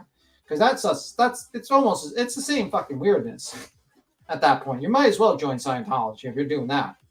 Just saying. At least you might get alien superpowers if you're in there. Who knows? Maybe it's real. Maybe there is a alien god named something out there. Kearney recorded his statement at this location where approximately 7 minutes long. Shortly after the speech, Kearney admitted that he did not attempt to obtain a permit authorizing his protest or blocking the street. Well, that kind of goes again. Well, that's one charge where he just admitted he self-snitched. So that he's definitely going to get convicted of that one, picketing without a license. Like, that's really good idea. Permit. That's a real smart idea. At the conclusion of the speech, Kearney stated the location will be the home of Matthew and Jennifer McCabe, Gabe's address. Shortly after entering his vehicle, Kearney stated the purpose of the protest is to get justice for John O'Keefe and justice for Karen Reed, and that this is what we are here to do. Below is a still photo of the video, and it shows a still video of these fucking wackadoos in front of this house. I don't know if you can see it. Probably Queen is a little behind. But yeah. Matthew, what are we looking at? Which one? 34? Is this what you say right here? We're up to 13. Page 13, you can see a photo. Oh, so that's 11. Okay, let me go down here. Yeah, that's actually page 13. This one? Oh, right here, up here. Yeah, that one. That's the photos of the wackadoos that are just going to people's houses without a permit and just standing in front of them and screaming in front of people's houses. I thought we were against that.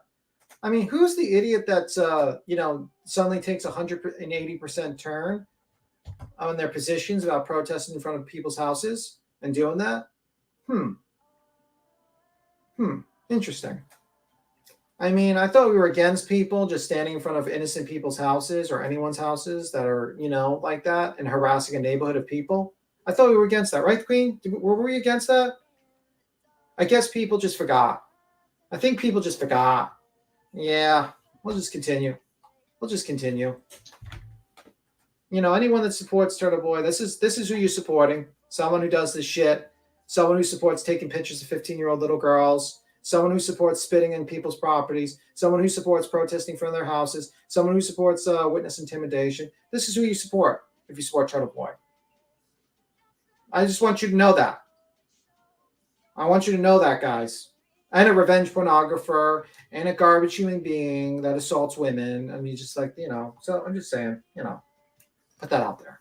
36, Matthew and Jennifer McCabe live at the 12 at the address with their 4 children. Both Matthew and Jennifer were with O'Keefe in the hours leading up to the homicide, received phone calls from Reed in the early morning hours of January 29th. Jennifer was with Reed when O'Keefe was found unresponsible. During the rally, Matthew, Jennifer, and 2 of their children were home. Prior to the rally, Kearney posted pictures of McCabe's on vacation and made statements that he, Kearney, can find the McCabe's wherever they travel. And when Kearney arrived at the address, exited his vehicle and walked to the camera attached to the mailbox of the residence. He stated he knows where she currently is located and stated, quote, "No justice, no peace." Kearney stated that the residence of the home is McCabe's family, and Kearney made statements that Jennifer McCabe is going to jail and she doesn't give a shit about her kids. Her kids need to see their mom in jail because the cycle will repeat itself. Kearney then spent several minutes claiming how Jennifer McCabe participated in the murder by failing to save John O'Keefe's life. Manufactured evidence in the form of phone call to O'Keefe's made allegations of Jennifer McCabe's actions after the murder, lied to Karen Reed, and misled investigators. Kearney used the bullhorn to state, quote, "I want all Jen McCabe's neighbors to know, in case they don't already know, the people that live right here at 12, they are cop killers. These are cop killers that live here." He further states, "They, the McCabe's, will try to live like nothing happened, but we are not going to let them do that because you do not get to kill police officers and fathers and get away with it." Kearney then, I know I sound like a Westerner right now, but whatever. It is what it is. Kearney then stated I felt like that was my vigilante voice I was trying to say, like fucking, the old West where they said, "Hang 'em high."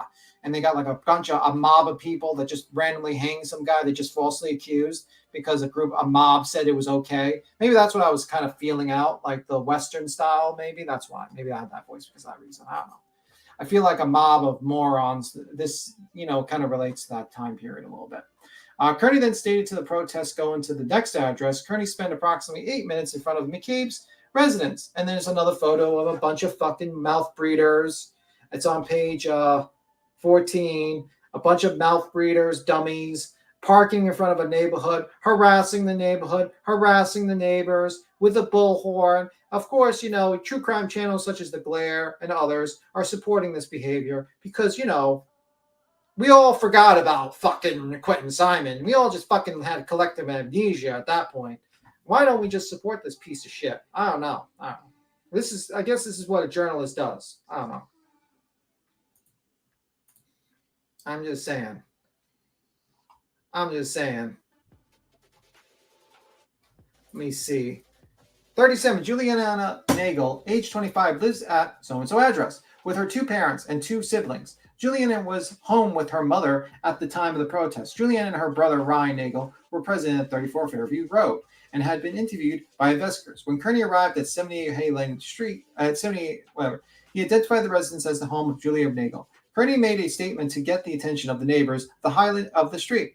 He described how O'Keefe was beaten to death at a house where Julia Nagel was present. He said, quote, "At any point, Julie Nagel, you come out. At any point, Julie, nothing is stopping you from telling the truth. You know what happened that night." He continued to state, "You can't get away with it anymore. Too many people know you're going down with them. Nothing's stopping you from coming forward and telling the police what happened." Kearney claims Nagel lied to investigators about her observation the night O'Keefe was killed and is complacent in the cover-up in the murder. Kearney stated, "You might as well tell the truth and let the world know what happened. Neighbors, maybe you guys can help us pressure them into this." Julie Nagel was involved, was at the murder of Boston police officer. She knows what happened. She is actively involved in the cover-up. She should not be able to walk around town like none of this happened, while an innocent woman named Karen Reed suffers the consequences of her silence and her complicity. The truth will set you free. I can't believe he fucking said that. Kearney is in front of the residence approximately 10 minutes, and at the conclusion of the speech, he stated the next location in the home, and he went to the next of Canton Police Department Chief Thomas Kelleher. While traveling to the next location, Kearney stated, "Julie Nagel's house was a good one. They were home." 38. Canton Police Department Chief Thomas Kelleher lives at so-and-so. His wife and with his 3 children. Kelleher is aware of the potential protests vacated their home in order to avoid harassment. Members of the Canton Police responded to the original 911 call reporting Keefe's discovery and have testified to the grand jury regarding this. When Kearney arrived at 31 Fairview Road, he identified the home and the residence of Deputy Chief so-and-so, Chief Thomas Kelleher. He stated that Kelleher knows what happened. He's not stupid. He's seen what happened. He knows the exact time John O'Keefe's body was taken. Kearney was described how allegedly O'Keefe's dead body was brought by the vehicle and thrown into the front lawn of 34 Fairview. Kearney pointed wait a minute. They believe that he was put in a vehicle now? So they believe that he was put in a vehicle He was taken out of the house, put in a vehicle, driven through the snow, and then dumped in there. That's the dumbest fucking theory I've ever heard in my life. If you put someone in a vehicle, why would you dump them right in the yard? Like, what the fuck? Are these people just that fucking stupid? Like, you would take them somewhere else. I mean, I don't know. I'm just saying. Just saying. So dumb. Man, people are just so dumb. Let me see. He says he's seen what happened. He knows the exact time John O'Keefe's body was taken. Kearney then described how allegedly O'Keefe's body, dead body, was brought by vehicle and thrown into the front lawn of 34 Fairview Road. Kearney pointed the camera at Kelleher's home and stated, quote, "We know the guy who lives in that house is part of the cover-up too. He's a police officer. People trust him in his community. If you're a neighbor here, please know that this guy is covering up for a cop killer. Your neighbor, Tom Kelleher, is complicit in the death and murder of John O'Keefe. He is complicit in framing an innocent woman who did nothing wrong by the name of Karen Reed, and we are here to let you know that Tom Kelleher is your problem. We are not going to let him get away with it. He was in front of that residence for approximately 10 minutes, and Kearney stated the next protest location would be Canton Police Department. They decided to go to the police department. It's expired. Let me see. During the drive from the police station, Kearney stated the family members of John O'Keefe should believe Karen Reed is not responsible for the death. How much slack are we supposed to give you? The time period for the grief, whatever that we are giving you, like we are not going after you because of the grief, that is expired. It's expired because you're trying to send an innocent woman to jail for her rest of her life. I don't feel bad for you anymore. So that was nice to him to say to the family of John O'Keefe. I mean, that really, let's read that again. This is how much they care about John O'Keefe, by the way, his family. How much slack are we supposed to give you? This is the John O'Keefe family. The time period for the grief, whatever that we are giving you, like we are not going after you because of the grief, that is expired. It's expired because you're trying to send an innocent woman to jail for the rest of her life. I don't feel bad for you anymore. It seems very nice. I mean, it's exactly what I expected a journalist would say. Exactly. I mean, I'm sure he's gonna get off and say that he's a journalist. I'm sure the text like to two witnesses that corroborate that they were the in-between to Karen Reed and Turtle Boy are really going to feel like be okay. You know, they're not going to be convicted of any sort of issues where they've worked with the Turtle Boy to intimidate witnesses to try to get Karen Reed out of jail. I'm sure that will happen.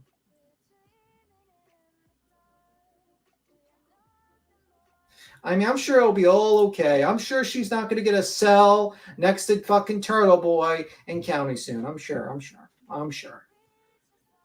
I would suggest you get some honey buns. That's what I would suggest you, Karen. Get some honey buns or soups. Follow Boston's advice. He has very good advice for you. Honey buns or fucking soup. That's my advice. Follow it. Kearney later remarked he was planning on protesting outside the home before Canton, but was unsure if he had moved from the Pacific address. Kearney stated, "I don't want to take the chance that he doesn't live there anymore. I don't want to bother innocent people." Well, at least thank God for that. At least he had comment. At least I'm going to give him one little tiny sliver of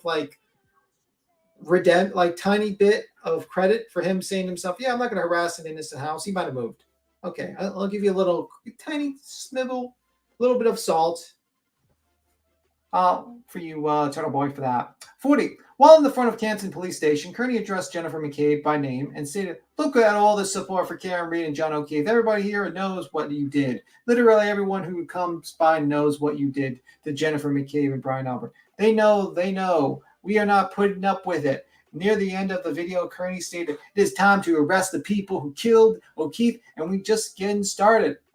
41.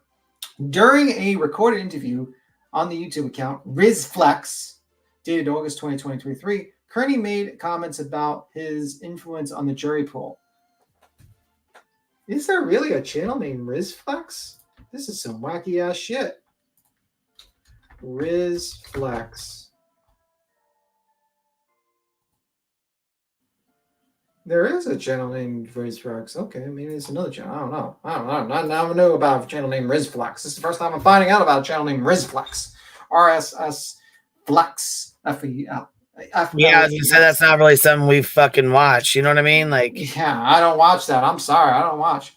During the recorded interview on YouTube, RizFlex stated August 20, 2023, Kearney made comments about the influence on the jury pool. Quote, I want the world to know what happened here.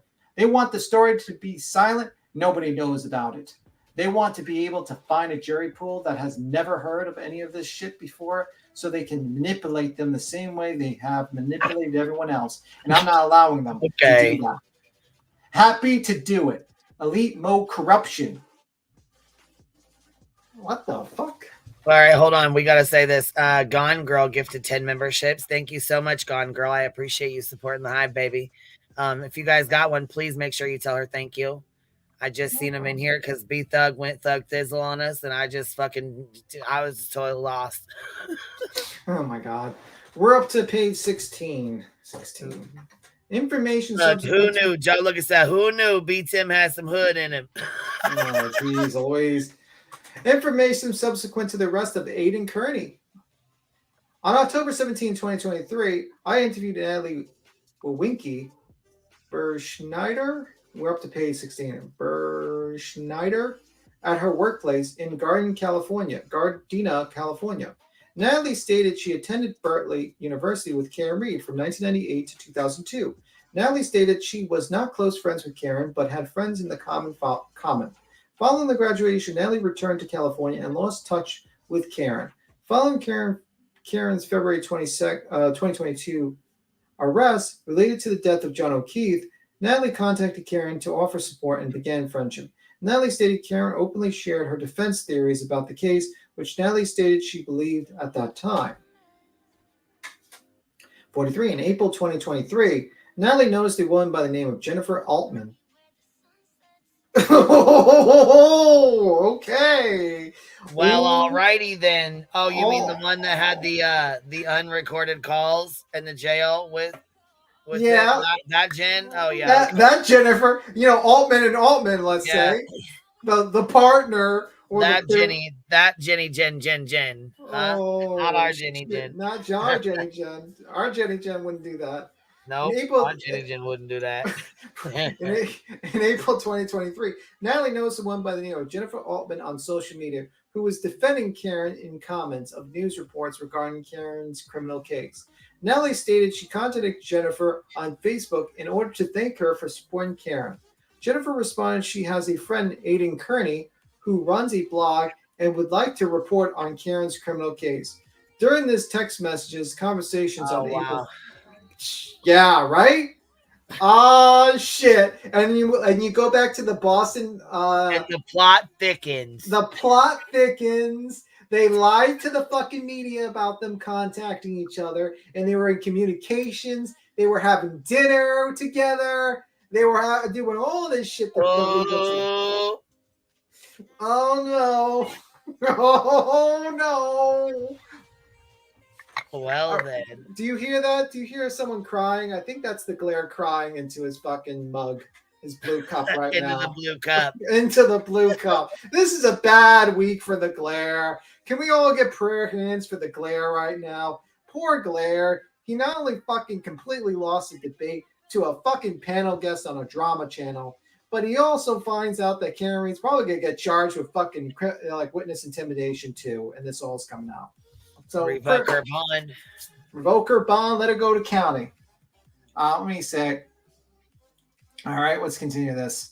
Who runs a blog? Blair better hope he don't have any fucking communications with that woman. Yeah, he better hope he stayed clean the fuck out of that. Imagine the FBI just knocks through his door. I'd be FBI, big fish, boy. FBI, open up.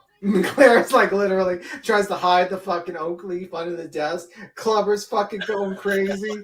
He gets knocked down, arrested on a live stream, taken away. He's crying in jail. Not the oak leaf. Not the oak leaf. Yeah, not the coffee. Don't worry. During this text message conversation, April 13, 2023, Natalie sent the following message to Jennifer. Quote, the feds are involved, and described how people involved were going down. Natalie spoke to Karen about Kearney. The following day, Karen told Natalie she would like Kearney to report on the case. How does she know about the feds? Interesting. Very interesting, because they only talked about this Fed investigation, and the plot's going to thicken. I feel like there's some leaks going on and some communications with the feds, and I feel like certain FBI agents might start getting embarrassed in the future. Who knows? Maybe so. I don't know. Maybe we'll find that out soon enough. On April 17, 2023, Natalie was put into contact with Kearney through Jennifer Natalie. And exchanged messages with Kearney and spoke with him on the phone about Karen's case. 44. Hold on, did you see what Good Egg said? She said, okay, when you get to the part about Natalie and the Karen Reed and AK communication, I have a lot to talk about. We're up to that. Bring your ass there. Come on up. We're up to that. We just went through all of that shit. We're up to that stuff now. Good Egg. I can need some help up here. Good Egg. You know me. Good egg, soys. Good egg. Good egg. We're only halfway through it. We're at 16 to 31 here. Help me out, Good Egg. I need a lifeline. We're only halfway through. Jesus Christ. 44. Shortly after Karen agreed to work with Kearney, Karen instructed Natalie to download the messaging app Signal. That's what we used when we talked with Kay. Mm-hmm. On her phone, which she did. Natalie was not familiar with Signal prior to Karen's request. Natalie's understanding of Signal was that it was a more confidential way to communicate, as the messages can be auto-deleted after reading. Natalie described the arrangement as following. Karen would send Natalie messages on Signal intended for Kearney. Natalie would copy and paste the messages, photos, videos, documents into text messages to Kearney. On several occasions, Natalie would take a screenshot of Signal messages from Karen and send Kearney the screenshot.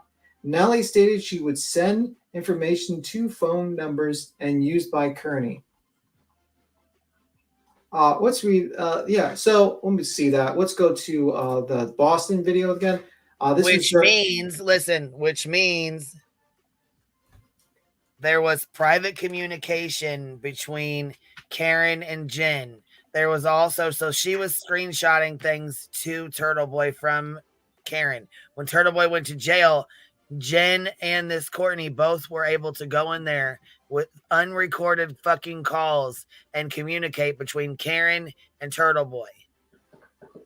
So for the last 80 calls, they could have discussed whatever they want. Like I said, they should be lucky he's not in a fucking gang, because who knows who could have been killed from that fuck up.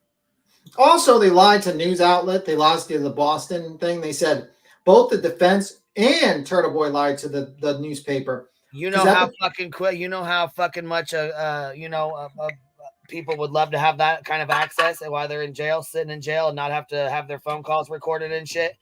Fucking nuts. Absolutely. It's really strange. And they lied to both the law firm, Karen Reed's law firm. Fuck, you could get fucking shit brought into you. You could get all kinds of shit. Now, remember that they both, Boston, basically, they lied to the Boston newspaper. Both Kearney, and I'm reading an excerpt from the Boston newspaper when they interviewed them. Both Kearney and Reed's defense team say they have never been in contact with one another. They lied. They were in contact since the beginning of that theory with the whole Cullen beating up, John O'Keefe. They lied to the newspapers, and they were giving information and coordinating with fucking. It seems like they were coordinating with fucking Turtle Boy and giving him information. Now I don't know if they told him to fuck with witnesses. But it's, you know what I mean? Like, they're seeing this guy fucking with witnesses and they still worked with him. So what does that tell you? Just saying. Fucking bad, man. This is really bad for them. Okay, 46. Kearney would frequently check on with Karen through Natalie if he could use pieces of material sent to him in his blogs and videos, in which Karen would respond to what he could use. One example material sent to Kearney, but not to be shared publicly, is the 911 call reporting John O'Keefe's discovery on January 29, 2022. You remember that phone call, the 911 phone call that's on YouTube that was played by the glare? That one. The audio file was sent to Kearney along with the that one that wasn't supposed to be played. You know, the one that was played by the glare that wasn't supposed to be played. That one, yeah. You know the 911 call when they found John O'Keefe's body? Yeah, that one. That one. Just saying. The audio file was sent to Kearney along with the message, "Do not share." Other examples include messages sent by Natalie to Kearney, quote, "Urgent, do not publish anything from the report on Julie Nagel," and, quote, "Make it clear he didn't just get I from us." Sick. Yes, she misspelled it. Another exchange on May 6th, Kearney text message 5 photographs that appear to be pictures taken of CSSS of Karen's car, including the taillight. Kearney then asked, quote, "Can you walk me through what these are?" And later messages from Natalie appears to be response to the pictures. Quote, "Can you ask him if he can get those photos from the court? I'm just positive they are. I'm just not positive they are public." So they're working with Karen Reed to get documents from the court that might not be public. Do you realize how crazy this is? Do you realize this is fucking crazy if this is real? Like, if this is going on? Because if this is happening, this means that they have purposely worked with this guy and giving him private information that they were not supposed to share to the public. This is fucking crazy. This is the craziest thing I've seen, honestly. Kearney responded, quote, "How did she get them?" And question mark. Natalie responded, "They're in discovery, but I'm not sure they're public. I'm the accused, Aiden." Kearney later attempts to confirm he cannot talk about the photos on his show that night, to which Natalie responded, "Don't talk about those on the show tonight." Makes you wonder. So you get the general gist so far, like secret information is being shared. 47. On April 29th, Kearney asked if he can talk about or use different material on his YouTube show. Natalie, acting as an intermediary with Karen, responds to Kearney, quote, "Make it clear he didn't just get it from us, but don't show the exhibits, just read them. And please tell him not to share the title. It was Yannetti's initials in the it, DRY, referencing David R. Yannetti." Holy fuck. Whoa. Yeah, they done, son. Yeah, this is fucking bad. This is really bad. I'm starting to think like the attorneys might need to be worried now. Like, if I was the attorney, both these attorneys, this is really bad. If this comes out, this is like fucking career ending for these motherfuckers. If this is real, this is really bad. In mid-May, Kearney sent Natalie a picture of himself wearing a t-shirt depicting Google search bar with the phrase, "How's long to die in coal?" A reference to a piece of evidence in the Commonwealth versus Reed. Natalie responds that she will ask Karen if he can wear it to court. Natalie later tells Kearney, quote, "It's okay to wear the t-shirts, how long to die in code. I got the okay." Kearney responded, "Really? And you asked Alan?" And you asked Alan. And if you don't know who Alan is one of the attorneys for Karen Reed. So not only is he talking to Karen Reed, he's communicating to the attorneys. This is fucking crazy. Alan, really? And asked Alan. An apparent reference to one of Karen's attorneys, Alan Jackson. Natalie responded, quote, she replied, "Absolutely. Kearney was seen wearing the shirt at the July 25th court date as shown in the picture above." And there's a picture, I think, and I don't see it here, but oh my God. 49. Over the course of the text messages conversation, Natalie forwarded personal information and pictures of many of the names witnesses above, including Jennifer McCabe, Chris Albert, Colin Albert. In one part of the conversation, Kearney wrote, "Anything else I should talk about that I haven't hit on the blogs yet?" Quote, "Feel like I'm out of new material." Material. Keep your eyes on that one. He says material. Does this sound like a man who gives a fuck about John O'Keefe? Nope. Doesn't give two shits. You know what he sees John O'Keefe as? Material. Money. Making money from a tragedy. What is that called?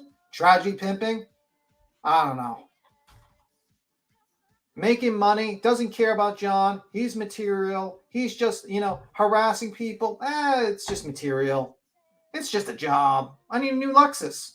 I need payments for my Lexus. Why not, right? Just saying. Natalie stated second person was acting.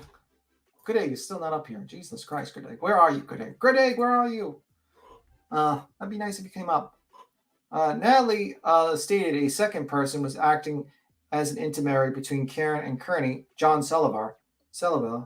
That statement is corroborated in several text messages between Natalie and Karen.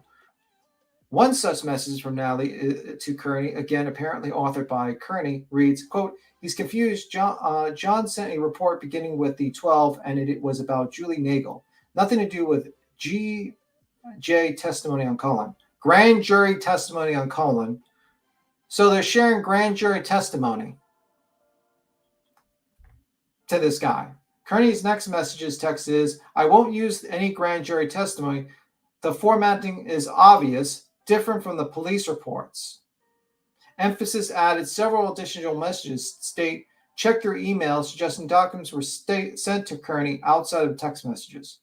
So grand jury testimony was sent to Aiden, to Turtle Boy. That's a no motherfucking go. Here, say that again. I missed that last part. What happened now? Grand jury testimony was sent to this guy. And that quote is, well, I'm starting to lose. Okay, let me see. I won't use any GJ grand jury testimony. The formatting is obvious, different from the police reports. Several additional messages state, check your emails, suggesting documents were sent to Kearney outside of the text messages.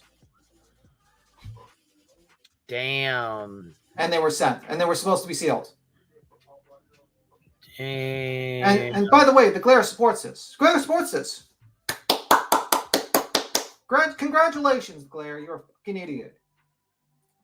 Whoever else supports this, you're a fucking idiot too, by the way. I don't care who you are, because this is fucked up. This is clear to me as day that this is a one party working with another party to harass people to try to get possibly someone who murdered a police officer off. Maybe the conspiracy was the other way around, because this seems like a conspiracy to me. This really does seem like a conspiracy to me. Absolutely, this part.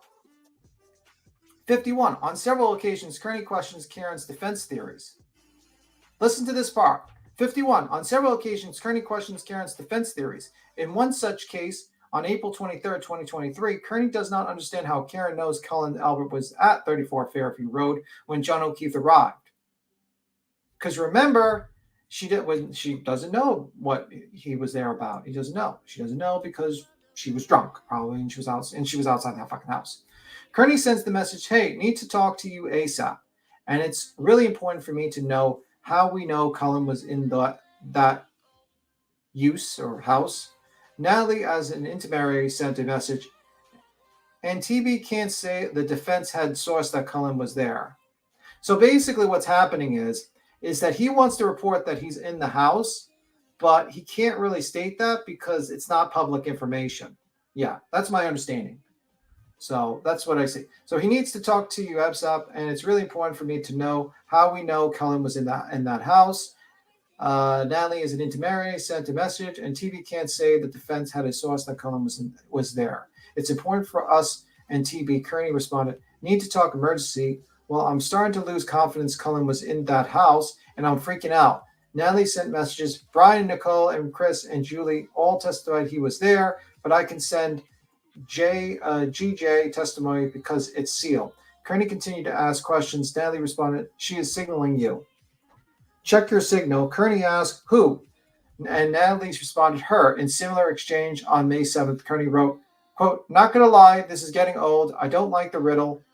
Put the clues together stuff. This isn't a board game. By now she knows that I can be trusted. What you told me mean that the 227 Google search makes no sense.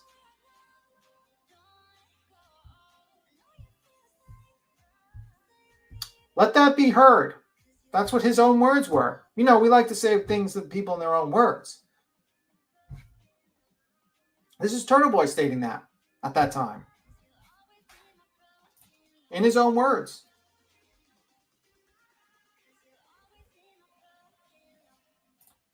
Anyway, during the interview, Natalie discussed the May 3rd court date, Karen's criminal case. Kearney requested for someone to save him a seat in the courtroom. Karen arranged a seat for Kearney. On April 23rd, Kearney sent the messages to Natalie. I'm excited and honored that her parents would want to sit next to me in court. The seat arrangement is described in May 2nd messages sent by Natalie, acting in intermediary. I've tried to coordinate TV and John Donnie. My parents have a full row with their lawyer, my brother Ingrid. He can sit right behind them. So even the seating arrangement was arranged by Karen Reed. That's interesting. 53. Natalie recalled Kearney being invited to have lunch with Karen and her defense attorneys, including Alan Jackson, David Yannetti, after May 3rd, 2023 court date. A check of the phone revealed one of the first text messages to Kearney. Natalie stated, Karen and her team will be likely to be convening at the Omni Seaport after May 3rd hearing. Kearney responded, I'd be happy to meet up with them. On April 28th, Natalie sent Kearney the message, quote, Turtle can meet with Alan on Tuesday, perhaps May 3rd. Natalie stated she spoke with Kearney following May 3rd court hearing. Kearney stated he was nervous and to attend lunch with Karen and her attorneys, as he would feel out of place. Natalie reassured Kearney he was welcome and stated it was good opportunity for him, and Kearney agreed and stated he was going to attend the lunch. Kearney sent Natalie a text message at 6:28 p.m. stating, quote, we had a great time. Natalie would later mention Kearney having a nice time at the lunch. It should be noted that at all times, Natalie was in California and did not attend any Reed's court dates and was relaying messages from Karen to Kearney. So these people are having lunch, sending secret messages, secret testimony that's supposed to be sealed, evidence, and this guy is using it to harass witnesses. What do we see there? What do we see here? On May 6th, Kearney is texting Natalie, can I see the hairs? She showed me in person, emphasizes added. Natalie then sent Kearney 2 pictures of what appears to be hair next to measuring tape, often used in CSSS when documenting evidence. Natalie then sent the message, supposedly the same hair. These photographs are not part of any public filings. So, not public filings are being shared with this guy. And the hairs, I think, might be, I think it might be the hair found on the back of the bumper. And I think it hasn't been tested yet. It hasn't been tested yet. I think there's a lot of objections to how they can test it and who's going to be there present during the testing and stuff like that. So, 55. A check of the text messages from Natalie's phone reveals several instances where it appears Kearney communicated directly with attorney Alan Jackson and David Yannetti. The first being on April 22nd, 2023. Natalie sends Kearney message, quote, did you talk to AJ today? And Kearney responds, just saw his text. Going to call him in a bit. Hair recovered from the rear. Oh, yeah. Okay, so it is the hair recovered from the rear of the Lexus. So this essential piece of evidence, that is hair from the back of the Lexus, and if it matches actual John, Karen Reed's fucking done. Her goose is fucking cooked. Okay? Just saying. Absolutely motherfucking cooked when they test that. On May 2nd, Natalie sent Kearney the message, Cullen has a lawyer, ask Yannetti about it. So on May 2nd, Natalie sent Kearney the message, Cullen has a lawyer, ask Yannetti about it. On May 5th, Natalie sent Kearney the message, tell TV from me, be strong, Aiden. Get down for a day, but wake up and keep fighting tomorrow. Please call Alan Spitball your issues with him if you want to. Nothing gives you a shot in the arm like talking with AJ. Natalie later asked, did you call him? Kearney replies, just did. 56. On several occasions, the nature of the relationship between Karen and her defense attorneys and Kearney is discussed. In one such exchange, May 2nd, Kearney stated he disagrees with Alan Jackson's theory of when O'Keefe was allegedly moved in the front yard. Kearney wrote, quote, "Keep in mind, Karen, AJ, myself don't officially talk. It would be normal for me to have opinions that differ from the defense. Although we all agree that Karen had nothing to do with it, I made it clear that my theory of how she died, simply that a theory. If there's more information I haven't been given that can prove me theory is wrong, I'm all ears," emphasis added. Natalie responded, "I can hear you, Aiden. It's good to not be completely in sync. We are open to theories." 57. In public settings, Kearney and the attorneys for Karen Read have denied communications or mischaracterization of the nature of their communications. On September 27, 2023, Boston Magazine published an article about the homicide of John O'Keefe and Karen Read defense. For the article, the author interviewed Karen and her attorneys in aiding Kearney. The article described Kearney's involvement in the case from April through July 25th court date. After describing how the author interviewed Kearney at his residence, the article states, "Both Kearney and Read's defense teams say they have never been in contact with one another. They fucking lied. The defense lied." How many lies are we going to believe Karen's going to give? 3 alibis? How many drinks she's had? Lying about having contact with this guy? And another one. And another one. We need another one. We need another motherfucking lie. And another lie. And another lie. Fuck. Every fucking lie these people make. It's just fucking crazy.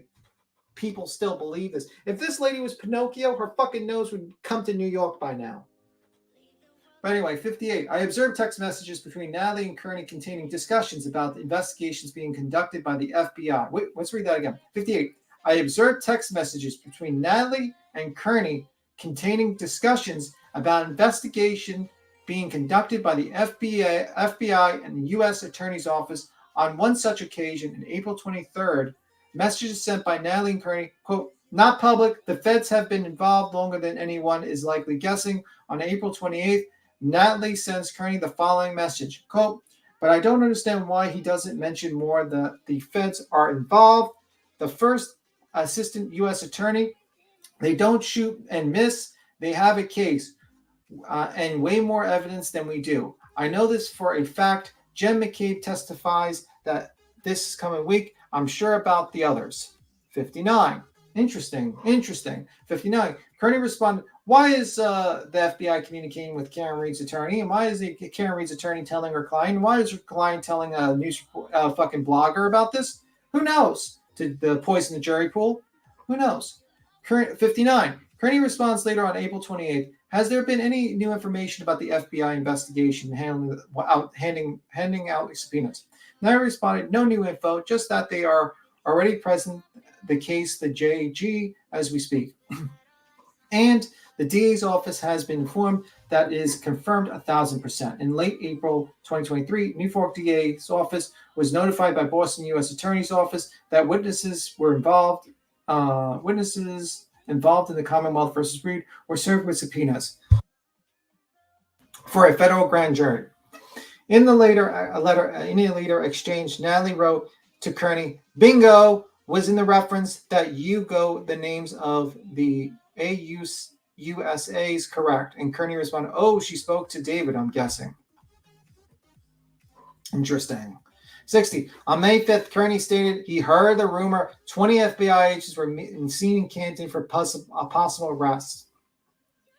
2 days later, Natalie sent Kearney messages that contained a part of not public levy, confirmed no swarms of the FBI were Canton 2 days ago. The reference to levy is most likely United States Attorney for District, Massachusetts First Assistant U.S. Attorney Joshua Levy.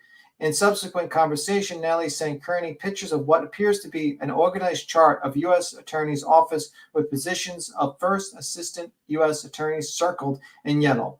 Natalie then sent the messages, quote, "No rush, but you can tell him Josh Levy is the first assistant. There are other ones, only one first assist, and he doesn't typically prosecute. Like he never prosecutes, he just delegates to assistants within the division. E.J. Adam Dosh." but he's running this GJ. 61.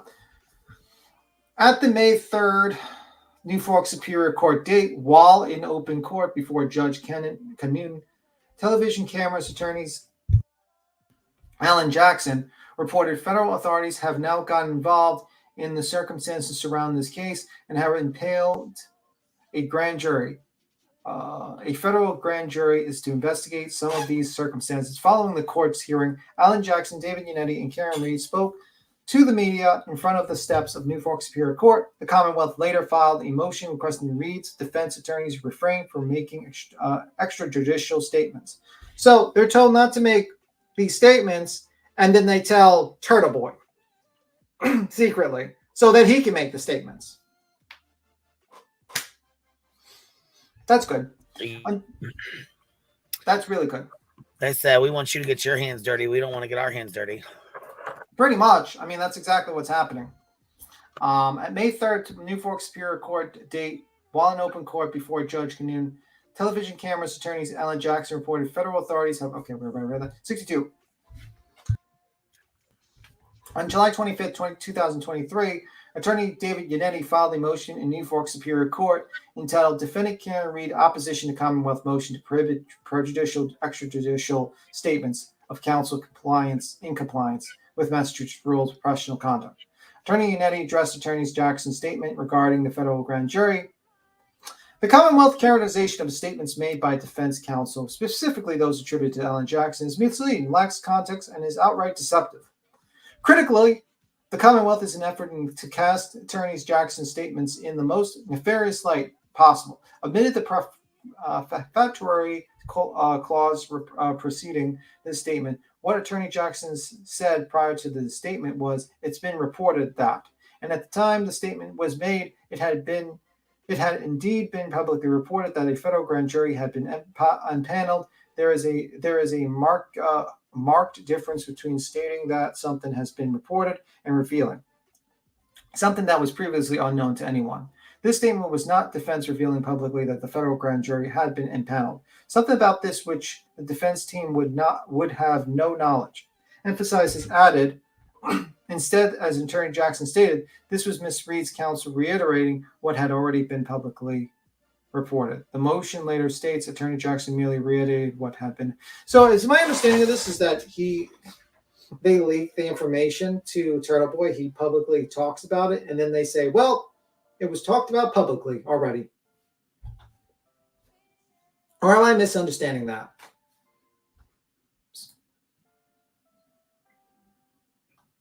I'm just saying, that's weird. That is very weird. Asterisk. Above represents footnotes number 37 of the motion, which cites Turtle Boy News article that reported federal grand jury investigates multiple witnesses. Oh my God. Oh my God. So they leaked the grand jury. They leaked the grand jury to this guy. This guy reports it, and then the motherfuckers use it as a defense for leaking it in the courtroom. Yep. Holy fuck. How fucked up is that? That's fucking crazy. Yo, that's fucking crazy. Multiple witnesses in the home. Okay, so this is what he wrote. Above represents footnote number 37 of motion, which cites Turtle Boy News article that reported that the federal grand jury investigation. Multiple witnesses in home where John O'Keefe was killed, subpoenaed by federal grand jury. FBI visits home. Basement floor reportedly replaced. Dated April 20th, 2023. First sentence of that Turtle Boy article reads, breaking news. According to reliable sources close to the matter, a federal grand jury has subpoenaed multiple witnesses who were in the home of Boston police officer Brian Albert on the night of fellow BPD officer John O'Keefe was killed. Karen, through Natalie, sent Kearney information regarding the federal investigation in real time beginning in April. It is reasonable to assume, since Natalie told Jennifer Altman, a friend of Kearney, on April 14th, that the federal law enforcement was involved, and Natalie began communicating with Kearney on April 17th, 2023, and that Karen or someone from her defense team provided the initial subsequent information to Kearney regarding the federal grand jury. No evidence exists that Kearney is employed by either attorney, nor is a client of either party. Holy fuck, guys. Holy fuck, guys. Dropping bombs on them, baby. Dropping bombs. You got to $5 super there. Beats him throwing off the Rain Man vibes. Oh, shit. The Rain Man vibes. Okay. That fucking just did it. Oh. This is really bad for Karen Reed. This is going to fucking destroy her. Like, this is fucking, if they prove this, fucking the attorney's done.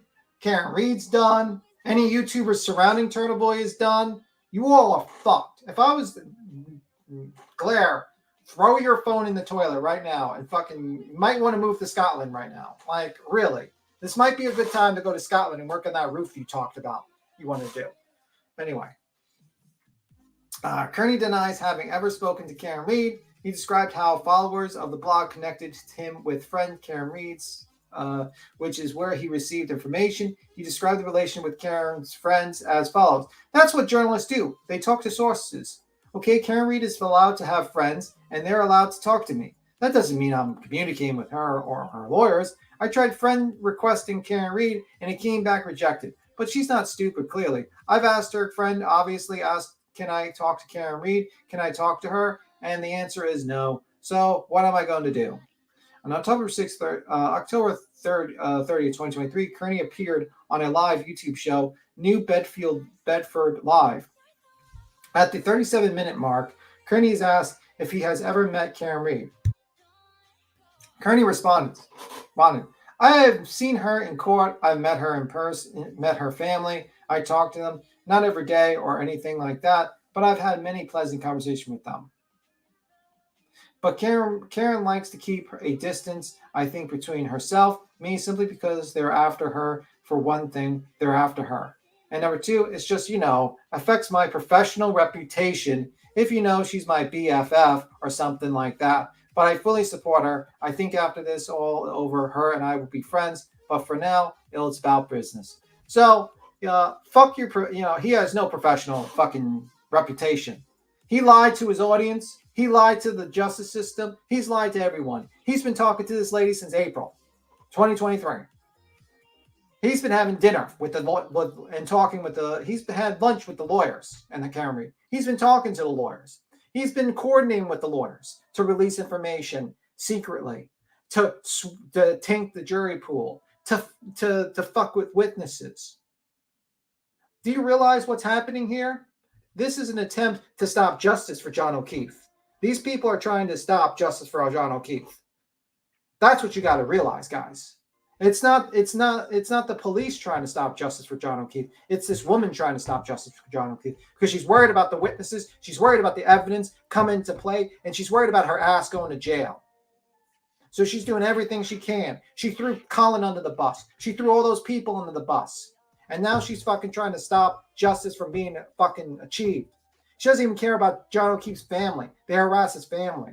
So she will work with every single scumbag on YouTube that will support her position or every ill-informed motherfucker to get her ass out of jail. This woman is fucking, in my opinion, is guilty as fucking sin, in my opinion. And at the very least, she is focusing on intimidating motherfucking witnesses right now. That's going to be proven very motherfucking soon. And anyone that supports this shit is against justice. Just wanted to say that. Just want to say that. So for those people who care about John O'Keefe, read this motherfucking article and see the fucking truth. Yeah, look at this, though. This is how much he really cares about him. This was shown on Troll Mafia, too. From my perspective, just having covered trials for years, is that for family members and stuff going through, and it's their loved one, their friend that's on that is the victim in the case, just a little, it's tough for them. It's really a difficult spot for them emotionally. Like, it's even tough for me just to sometimes approach them. Right. I just want to make it clear that we didn't boo his mother or anything like that.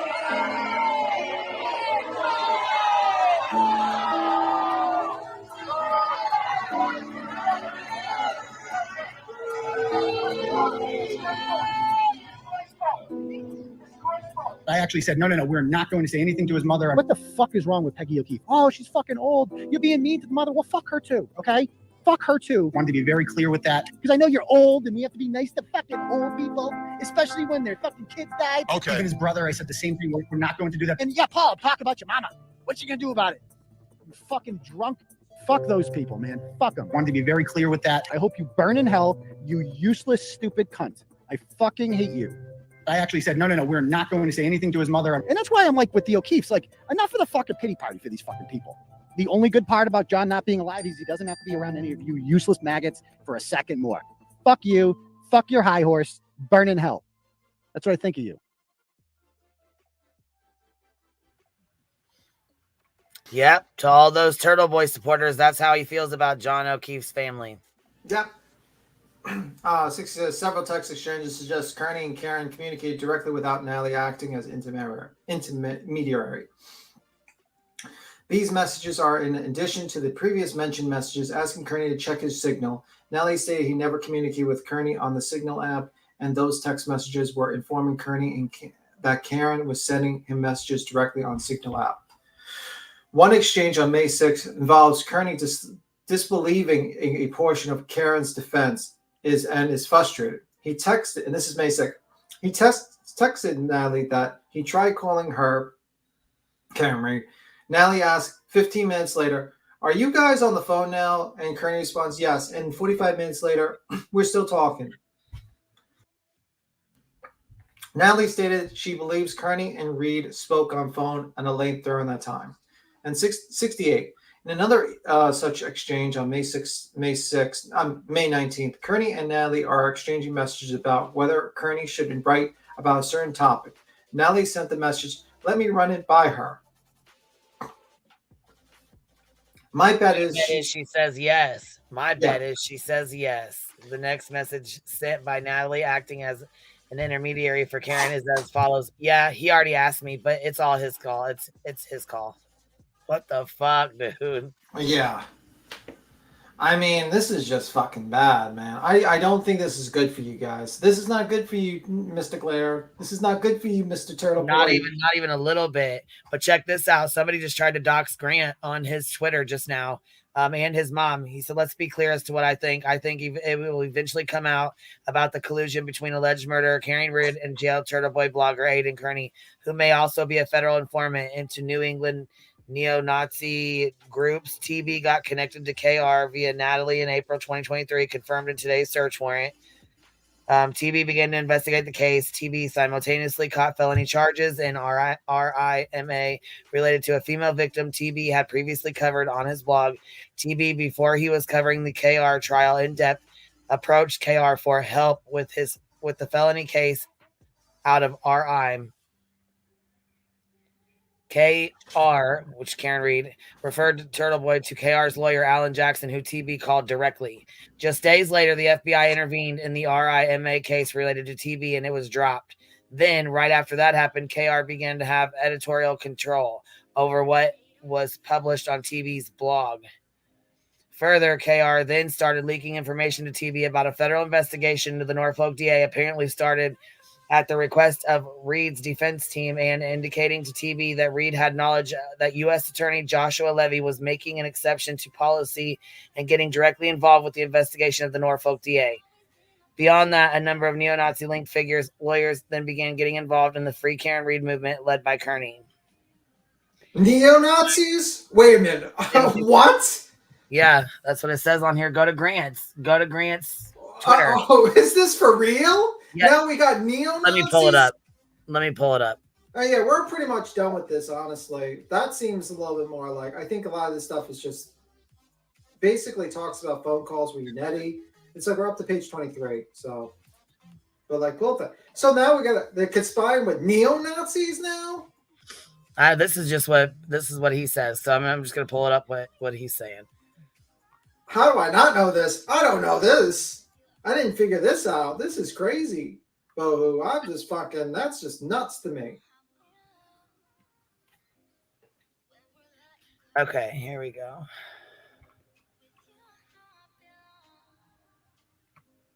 Okay, here he goes right here. Here we go. Share this tab. Bam. You got it? You see it? Yeah. Did you read? Okay.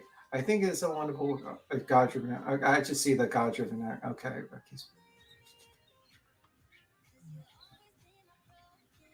I think it's some kind of wonderful transmitter. The what I was reading was down here with this. This is his. Oh my God. Directly, just days later, FBI intervened. Here we go. Let's TV's blog. Further, KR started leaking information TV on a federal investigation. Norfolk DA, apparently the request to Reed's defense team. So then we go down here. In turn. Oh, right here. Here's where I stopped. Beyond that, a number of neo-Nazi linked figures, lawyers, then began getting involved in the Free Karen Reed movement led by Kearney. In turn, it was confirmed that the U.S. Ag's office had tension with the current and former DAs of Norfolk County going back years, and in particular, a specific official in the Boston DOJ's Public Integrity Unit had been leaking dirt on the current Norfolk DA dating back to a joint investigation of Stephen the Rifleman Fleming in 2015. As such, it may very well be the case that Karen Reed and her defense team leveraged their connections to the FBI and U.S. Attorney Josh Levy in order to begin a pretextual federal investigation into the Norfolk DA. Then, while that operation was ongoing, it is also possible that Reed and the FBI both decided that Aidan Kearney would be of use to them for different reasons, and Kearney was willing to play ball, both as Reed's PR front and as a federal informant, in order to make that MARI case go away.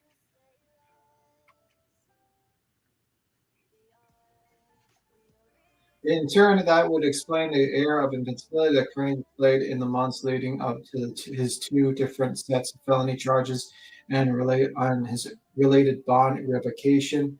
That would also explain that Reed's team's interest in Kearney.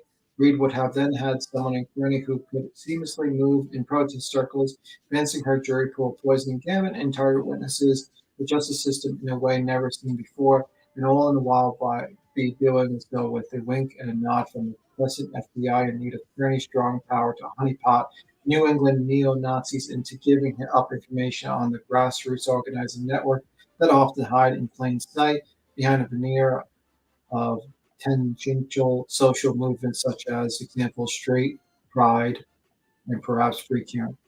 So what do I think is going to happen in light of everything I have just explained? One, I believe the U.S. Attorney's Office for the District of Massachusetts will release statements in the coming days indicating they conducted an investigation of Norfolk PA in the context of Karen Reed's murder trial, and as a result found no misconduct. Two, I believe Karen Reed will be extended and will accept a plea deal in the murder of Officer Keith. Three, I believe Karen Reed will agree to publicly allocate her actions and how they led to the death of Officer Keith. Four, I believe as part of that plea deal, Karen Reed will agree to turn state's evidence and testify against Turtle Boy. If Turtle Boy doesn't manage to flip Reed first. As part of the continuing cooperation agreement, I believe that Reed will testify against Kearney in Kearney's eventual trial for 18 plus, with many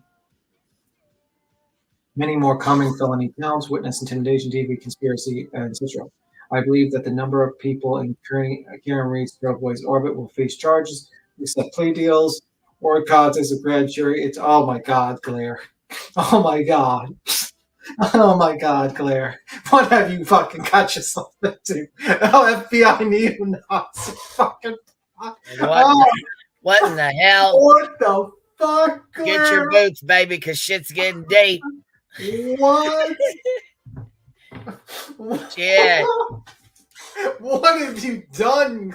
Like, this is crazy. This is like shit you don't even read in books, man. Right. This shit was I'm like, we gotta read that. That's straight from Grant's page. You want to finish reading it? It's almost done. I guess I could. Yeah, I'll read the rest. Put that on because I'm gonna be on for. All right, here we go. We're at number 7 right here. Oh my God. Oh my God. I believe the people who will be subject to the grand jury oversight will include members of Kearney's volunteer legal team who were coordinated out of NY office, members of any Massachusetts legal service PRT firms, or the agents who worked on Reed or Kearney's behalf on the context of this case, people who helped Kearney smear a victim DV over recent weeks, people who were Glare. Glare. Not good. People who agreed to any kind of donation split or a compensation package with the Reed and Kearney defense people who sent threatening messages to reporters, witnesses, and others involved with these cases, and people who've committed hate crimes in the context of these cases. 8, I believe that in the end, no less than 15 people will face criminal charges for these actions in relation to Kearney and Reed in PR's defense strategy. I believe that the OIG will open an investigation to Alan Jackson, David Yannetti, Joshua Levy, and the public integrity of the union officials who once tried to find dirt on New Fork DA. To Reed to come about these 3 different investigations, interrelated through they may be. See this post, which covers the Reed murder. Oh my God, bro. This is fucking crazy. Have you ever heard of a crazier fucking case than this? It's been a while, that's for sure. Look at this. Like this? To read more about these 3 different investigations interrelated through, though they may be this post, which covers the Reed murder allegation related to the death of Boston police officer John O'Keefe, the conspiracy investigation into Reed and Turtle Boy related to intimidating witnesses in Reed's murder trial, and the complex web of federal involvement in the case surrounding Reed and her attorneys. I don't know, man. This is fucking Then crazy. down here, hopefully he's already deleted it, but somebody down here said, why don't I just post your mom and your grandma's phone number and see how you like it? Something down here. Probably the neo-Nazis, but like I'm thinking like if he's gonna snitch on the neo-Nazis, he's not gonna be too safe in jail, Mr. Turtle Boy. I don't know. It might not be a good idea. Yeah, that's I'd say that ain't a very good idea at all, buddy. Oh my God. What have you done? Why did you get into this case? What did you do? What were you thinking? Like, what did you do? What were you thinking? This has like FBI corruption, neo-Nazis, fucking fucked up blogger trying to intimidate witnesses, a lady hitting. I mean, like, what the fuck? All that's missing is possible alien abduction. This is the weirdest fucking case I have ever seen in my entire life. This is fucking weird, man. I mean, FBI working with neo-Nazis attorneys or snitches. I don't know, man. That's fucking. This is wild. This is wild. Anyway, Karen Reed has been 69. Okay, well, we're up to 69. We're up to that's crazy as hell. This whole fucking case is nuts. That's for sure. What that is 69 here, yeah. And I just thought it was just going to be a woman that just hit a guy with the back of her car and is just lying through her teeth. But now I'm finding out that there's neo-Nazis involved. Oh no, there's a lot of behind the scenes bullshit going on too. Corrupt lawyers, corrupt FBI agents, possibly neo-Nazis, snitches, YouTube mafia that's been fucking working together to just fucking bury shit. Glare, fucking. I would delete all my videos now. Right, Susan said people better catch up because it's getting bigger. Shit, I know that's right. Glare better be careful if he's got fucking interpersonal relationships with them motherfuckers. If he's been talking to him, he just got calls from the motherfucker from the jail. So you know his goddamn phone number's up in that motherfucker, and you know his goddamn recording for that whole call's up in that motherfucker. Oh my God. This is totally freaked out. Beat him is totally. They record them calls, them letter, anything they talk about. They're recording that shit. You fucking know they are, especially after the bullshit that was just pulled. Shit. I mean, the Glare was I don't think he can even call Glare anymore after what was pulled. I think Patty, he was kind of right. Hasn't the Glare been saying this case is full of corruption? I mean, he was just wrong in the direction where the corruption was going. Right. Like, it was Karen Reed's camp that had the corruption and stuff, and it wasn't the other way around. Oh my God. Glare, I don't know how you're going to recover from this, to be honest with you. You're literally working with neo-Nazis to try to free a lady that he falsely accused 10 people of murder, and a guy who stands in front of people's houses with a bullhorn. I mean, I don't know how that's going to work out. I don't know. Yeah, this says Karen Reed has been interviewed by other media outlets, including ABC's Nightline and NBC's Dateline. She was interviewed by a reporter from Boston Magazine. She is not allowed She has not acknowledged speaking with Kearney. Furthermore, she took steps to provide Kearney non-public information while appearing to be distant, including using an intermediary controlling what he can publish publicly and using a messaging app outside of traditional text messaging. Following a falling out between Natalie and Karen in June 2023, the text message frequency dramatically dropped. Natalie was no longer sending Kearney information related to the homicide after June. On June 23rd, Natalie asked Kearney to talk to Karen about her being mad at Natalie. Kearney responded that he does not want to play mediator and be in the middle, which would be another insinuation Kearney and Karen communicate directly. That Courtney Healy or whatever the hell her name was, that's when she started taking over, right? Because there was 80 calls. There were like 60 of them were with her, right? Beats him, is that right? Yeah, fine. A special prosecutor convened a grand jury to investigate the intermission of witnesses involved in the Commonwealth versus Reed. A grand jury summons was issued to Verizon requesting call detail records for 2 of Kearney's phone numbers. The subscriber for these accounts is Aiden Kearney. A check of those records revealed 189 calls between these phone numbers and the phone number Natalie provided to investigators for Karen Reed. The duration of the calls between Kearney and Reed totaled in excess of 40 hours. These conversations is in addition to the communication Reed and Kearney allegedly have on Signal app. The first entry of communication between Kearney's and Reed's is May 7th, 2023. The frequency and duration of these calls increased greatly beginning at the end of June. The communication continued through the fall and winter of 2023, with the last entry of these phone communicating occurring on December 21st, 2023. Damn, that was like a month ago. Like 6 weeks, you know what I mean? 5-6 weeks ago. Shit, man. I'm just still shocked. I'm finding out about this. I need like time to figure this out like after this, because that Twitter post fucked me up. That dropped a fucking bomb, baby. Huh. I don't know how the Galera is going to recover from this. I mean, when you find if it's true that they're like neo-Nazis trying to help Karen Reed to get out of jail, lawyers, and that Aiden Kearney's a snitch on them, and that there's like FBI corruption because they're working with him, and Karen Reed, obviously, in my opinion, I think she hit him with the back of the car.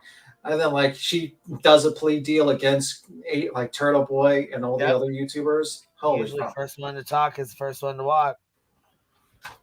What about Vinny Palatine having another YouTuber nut on his show?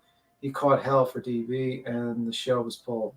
Yeah, Vinny might be wanted to pull that fucking show, pull this episode.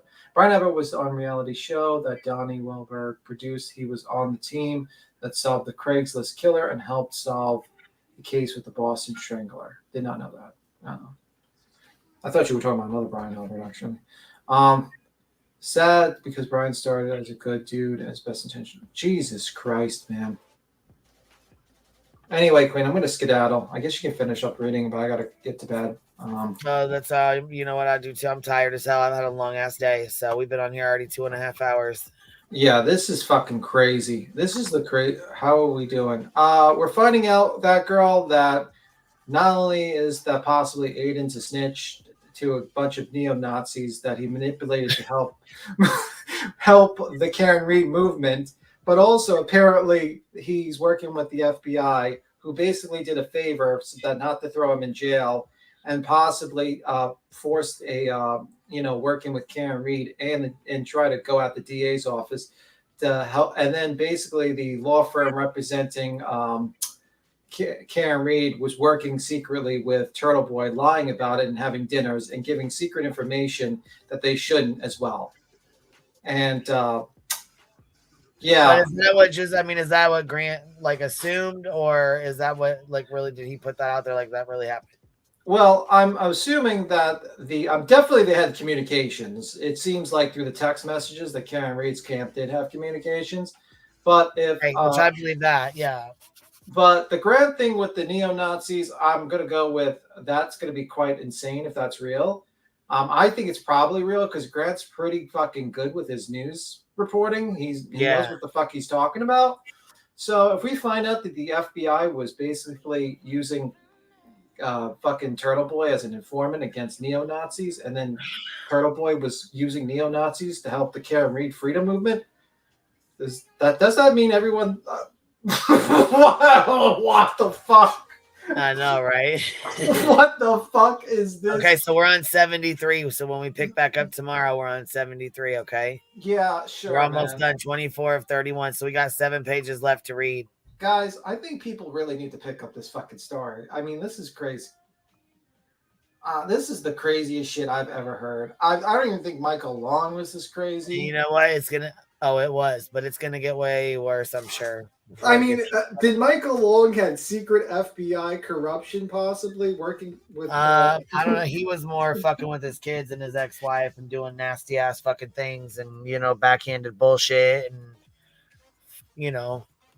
torturing his kids and his ex-wife. It wasn't about the police, but yeah, he did say there was corruption all over, and Blair went with that too. Okay, well, yeah, we'll do this tomorrow. We'll see what time I'm available tomorrow. Probably, around the same time. Michael Long's story was way crazier than this one. I But mean, this one is pretty fucking crazy. I mean, did Michael Long? I mean, if they find out that there's really FBI working with Turtle Boy as an informant, and then with the neo-Nazis to help, and then basically they work to attack the DA's office to try to set free a lady that they thought was guilty, and then proceeded to I guess use the neo-Nazis to help the Karen Reed freedom movement. Well, yeah, like I said, we don't even know if that's true. That's just what Grant was. That's what Grant's saying. But if that's actually his true, prediction, that's what he thinks might happen. You know what I'm saying? So we can't go off that as truth. True. I'm gonna be. But yeah, Mike Long's case was crazy as fuck. It had nothing. This ain't got shit on his case. Shit, there was a group of 300,000 people. The GoFundMe was $200,000, $250,000. Get your guns. 30 of us fighting 350,000 people. Fuck, this ain't nothing compared to that. Oh my god! If Grant's actually right, with left and right, fucking going after me, shit. If Grant's actually right with this neo-Nazi informant FBI corruption, I will be I would be shocked. I would be the most shocked motherfucker on this fucking website. I'd be like, listen, guys, I've heard it all. I'm done. Last episode, the FBI is coming to get me. But anyway, yeah, that's crazy. Yeah, because Chester, look at this. Look, a check of look at this. This is what it says right afterwards. A check of the phone records from Kearney's phone revealed communication with cell phones associated with David Yannetti and Alan Jackson. Oh my god! A phone number ending in 5359 was checked through Lexis Nexus and commercially available database and was associated with David Yannetti. Oh my god! 5359 phone number communicates with Kearney's phone 29 times, including 9 times April 20th and May 2nd to May 2nd. A phone number ending in 0555 was checked through Lexis Nexus and associated with Alan Jackson. The 555 number communicates with Kearney's 2 phones 29 times, including times from April 20th to May 1st. This is crazy. Fuck. This is crazy. The lawyers were even giving him fucking information. Oh my god. Oh my god. Guys, this is crazy. I think more people should talk about that. Just this side of it. This is fucking nuts. This is bonkers. Everyone's focused on the Kansas 3, which is a very interesting case, but I mean, if this statement is true, this is a crazier story than that, to be honest with you. Anyway, I'm skedaddling, Queen. It is, man. It is. But yeah, we'll go over it tomorrow. They said, can we finish this tomorrow? But yeah, we will. We're on 73. So we're on 73 right now, page 24. Yeah. So I'll pop it up in the morning and finish it up. Maybe tomorrow people will be arrested tomorrow. Maybe whatever. Anyway, see ya. Bye, see you later, man. I'll talk to you later. And I am. Give me 1 second. I gotta let Duke in.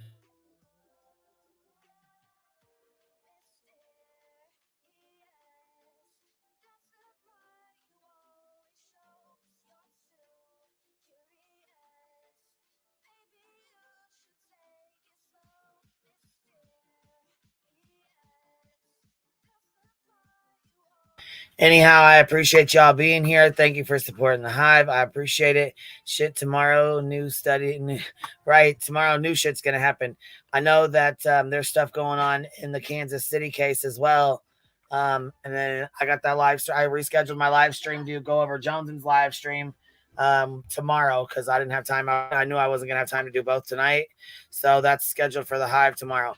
Anyhow, I will holler at y'all later. I'll catch you on the flip side. I'll be live in the morning.